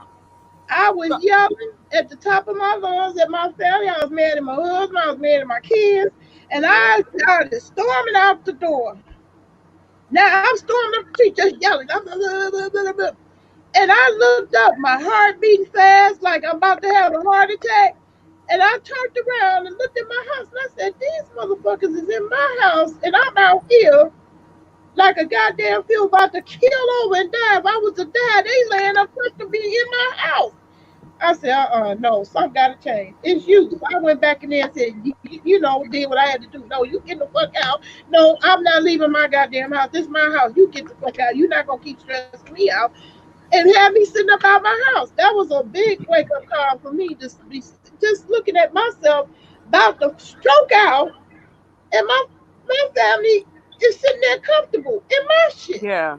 Yeah, there's a lot of 30 and 40-year-olds that have cashed out all around me, and even 50-year-olds. and it's just too early. And why did you die? And your folks still just going on like you were just here, and then you okay, I gotta roll on with something different, and you realize, man, you know what? I could say no to a lot of things, and to me, I I could say posted that. that one day on Facebook that the hardest word in the English language is the word no. It's true. It's hard It's for true. a giver to say, but it's even harder for a taker to comprehend. So it's the Mhm. hardest word. Yeah. And it's difficult for people that always come to you or latches on to you Mhm. to experience or hear you They say left. no It took me because a long they time be to really realize mad they at latch you for on saying to you. no. They latch on to you because they know you're gonna say yes. Yeah. That's one of the problems. So So when you go into that mode of saying no, I'm not going to do this anymore, then you know everything that's around you, even at work. But when I started saying no and sticking to it, and I knew what my rights were related to no at home, no with whoever, anybody, and and I some started putting people my and can't then say set a no. timeline like you were saying that smart analogy. You set that timeline to it that you ain't playing, and you actually stick to it. It's a whole nother It's all it's a up. whole nother paradigm to it. Yep. And some people can't take no. Some people actually cannot take the answer no. That just sends them all on off into another orbit. If you tell them no, that was my child. You can tell him he could not take the word no. So for a person like that, you need the tools. Instead of just flat out saying no to that person, I had to use this word a lot. Might and maybe. You might be able to go outside if you finish eating that food on your plate. Now you giving that person hope instead of just an outright no. Hell no, you can't go outside. You might be able to go outside if you finish clean up your room. So people, you gonna encounter people like that. They hate the word no. They hate to hear no. They hate to hear it. They going off. They reacting. You people like that, you have to give them something they can look forward to. My granddaughter is like that. I told her no flat out. She gonna question you, and because she's so genius, brainiac up there, she gonna challenge you like you a grown person as far as the thought process. Not getting smart alecky, but just the fact that she gonna say why? Why can't I? And it ain't got nothing to do with a reason. It's just you ain't gonna do that. Period. You know. But Yeah. I have to give her. Maybe you could do that. I might let you do that if you do A, B, and C. Then I get her cooperation. But if I just say no, she gonna say why? I should be able, and then be stuck. She stay stuck. Want to get that one thing she wants. Stay stuck on stupid. That's what I call it. So I have to help her. That's why we reintroducing these concepts to the grands, because I see now they need it. They need it. It ain't just the kids, it's the grown-ups.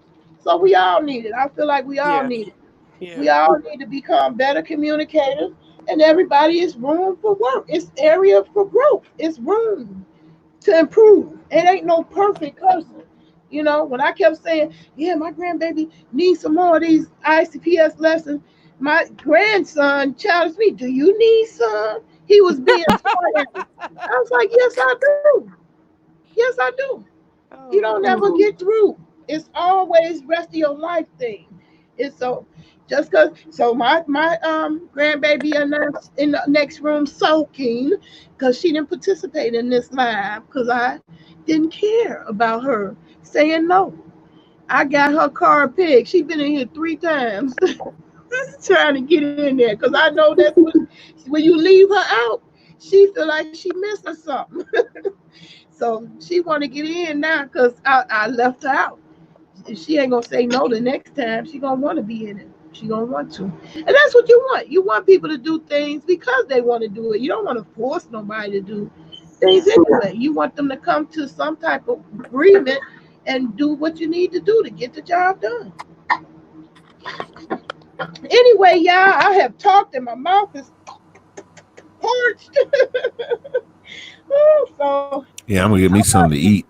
I really, really, really. Okay, Dean asked a question. Let me ask this question first, and then I'm gonna wrap this up. Do you, ladies and gentlemen, believe in white privilege?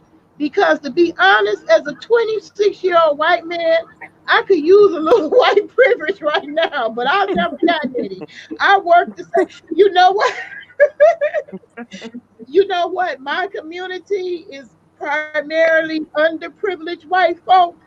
So it's a whole bunch of them here in my community.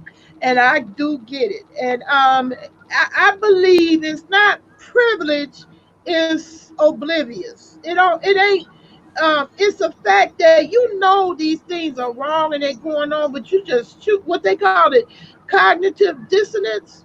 Cognitive dissonance. They just purposely ignore it because they can't deal with it. But I know plenty of white people. I mean, I live in a community where when you go to the aid office, it's not us, it's them. It's more white people on public aid. So when they talk all that stuff about how poor black people are, it's way more poor white people. It is. The majority in the country, across the country on public assistance is white. It wasn't no people running down the streets here with the ticker tape talking about yay Trump. Ain't nobody walking around with no MAGA caps around here. Okay? So that's white folks. That's white folks like that ain't got no time for no Trump. So I think that's a myth. I don't think it's a true, real, actual thing. I think it's each individual choosing to care or not care. That's what that is to me. The ones who they accuse of being privileged, you choosing to be ignorant to what's going on in this world. That's you making a choice. That's not something that just like it's a given.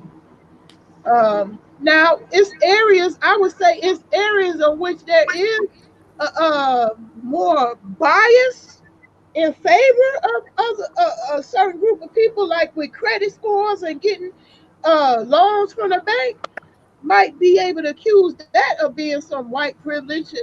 But I don't even consider it that. I think people just go with what they're familiar with. You know, if you white, you already been around white people, you're going to pick a white person for the job. If you got the responsibility of picking somebody for a job, you're going to pick somebody. That's how they do it here. It's not, I don't even think people be doing that just to be discriminatory. It's just that it's what you're more familiar with, you know? I think we got to quit sitting back talking about reparations. If you live in a country and you know this country ain't never gave you shit, what makes you think they gonna cut out a check and give you a goddamn thing? If they won't give you liberation, give you money. You got to be. They never get ain't nobody ever been liberated because the oppressor liberated them. You take your power back. I got called all kind of names for having that same exact sentiment. I just put it a different way, but boy, the names I got called, ooh-wee. What about the reparations? Yeah. I never waited on anybody to give me anything. I'm like you on that one. I've never even, whenever, and that's one of those swerve type of comments too. I just go exit stage left. I don't have time for that crap. You know, see, me on the other hand, I love the debate. I say bring it on, because at the end of the day, you know, I kind of have a melting pot where I will have white guys come into the chat and be like, well, why do y'all feel this way about such and such? And at the end of it, we all understand each other, you know, but we don't pretend to, I don't necessarily kumbaya and, you know, we all love each other. You know, I get down to the nitty gritty, and by getting to the heart of the issue, a lot of times we end up making new friends and coming together, you know. Yeah. The point of this is not to be kumbaya. Like, it's just to have an understanding so you can get past the problem to a solution. Exactly. And to find understanding and find common ground. And I love at the end of it finding common ground. You know, that's the fun part. That's where it's like motivates me to come back on YouTube and meet new people and talk about different topics and bring up things that sometimes people might find touchy, like religion or politics, you know, and people, you know, skin crawl sometimes when they discuss it. But then again, you get discussed with anonymity here. You know what I'm saying? And just be a name in the chat or just be in the bushes. You don't necessarily have to participate, but everybody's pretty much got an opinion. And sometimes you can come out of left field and say something that nobody was thinking, and make everybody Yeah. think or Make say, everybody think. I love that. When I come up with something that yeah. makes everybody think, I love that feeling. Yeah, I love those moments because I feel like I walked away from the chat learning something. Just like today, I felt like I learned something. I Yeah. felt like I, have some takeaways, and I'll be thinking about this tonight, and I'll probably discuss it with somebody tomorrow. Well, my job is done then. Done and won. That was my goal. I don't have to have 1,000 people in the chat. If I get one person that changed the way they think, I won. I'm winning. I'm already winning. One person can make the difference. One person can make the difference in many lives. One of y'all could be president one day. It could be one of y'all, and y'all lives will change with this one chat with Nate Love. I don't want that job. No, I don't either, but I'm just using that hypothetical. Yeah. But yeah, I like to think that I had a positive impact on you. It ain't gotta be 1,000. I wish 1,000 could get this lesson because I think it's so important, but Yeah, it is. I didn't live long enough to know, Jesus Christ got hung on the cross, nails in their hand, and didn't do a crime, not a single crime. So I'm Right, not. but one thing we need to do as viewers is we need to share. We need to like. We need to share. We need to share it not just on Facebook, but on YouTube, on Reddit, on Twitter, on all of our social media platforms, so that way the word can get out. That's what we need to do to be fair, because we do enjoy the time. We enjoy the podcast. We enjoy you talking about plants and herbs. We appreciate your time. Thank You you. know, even if I can't be live, I always go back and check out the show or at least leave a like to show my appreciation. So, Yeah. least we can do is do our due diligence and share, and hopefully get more like-minded people together. Well, I just say I'm gonna keep cranking at it because I see the tide changing. Because I'm seeing more people participate. So I'm liking it. It's a good thing. So just because it didn't start out that way, don't mean it's gonna end up that way. It may be going to some big movement. Well, it's a lot of people who want to get on that critical thinking bandwagon. That'll be a good thing, okay? So I'm good with it. And I'm good with it if I only affect one person. In fact, I'm good with it if I don't affect anybody, just knowing that I put the information out there, it's gonna be floating out there in the space, and it's gonna get to who it needs to get to. Because I've had plenty of times when somebody said, "Well, I know this video is old." They done pulled up a video from 5 years ago. I know this is old, but this was so inspirational, and that would make my day, because that might be a day where I'm feeling real shitty and down about myself, and somebody will come along and say, "Boy, I was so inspired by this video." Woo, woo, woo, woo. So that's why I do it. I do it anyway. It ain't necessarily gonna show up in the normal way as far as success, but I'm a success that I did it at all. Because I came a long way myself from being a complete recluse because I made my own prison of pain. This COVID thing, everybody's talking about how's it affecting you. This is my normal life. I have been isolated since I've been diagnosed with fibromyalgia because I can't do the normal things that other people do. So I don't take anything for granted. And I also feel my mortality. That's another reason why I'm doing it. I don't think I'm going to be here forever. So I don't want to assume I got plenty of time. I can do that some other time. I keep seeing I need to do this now. I need to do it for my family. I need to do it for my people. And that's all I can do. That's all I can do. The rest is on God. Okay. All right. Thank you, Star, for joining me. I appreciate it. So, y'all, it's been great. If you want this book, anybody who sees the replay, I will be happy. This is on me. I'll be happy to send this book to you. You can get the Raising a Thinking Child or Raising a Thinking Preteen. This is 3 to 7 year old. This is 8 to 12 year old. And believe me, it helps the grown folks. So it really ain't no It age. does. If you just want the book, it's an easy read. You know, if you don't have no kids, this an easy read, okay? And you will learn something, okay?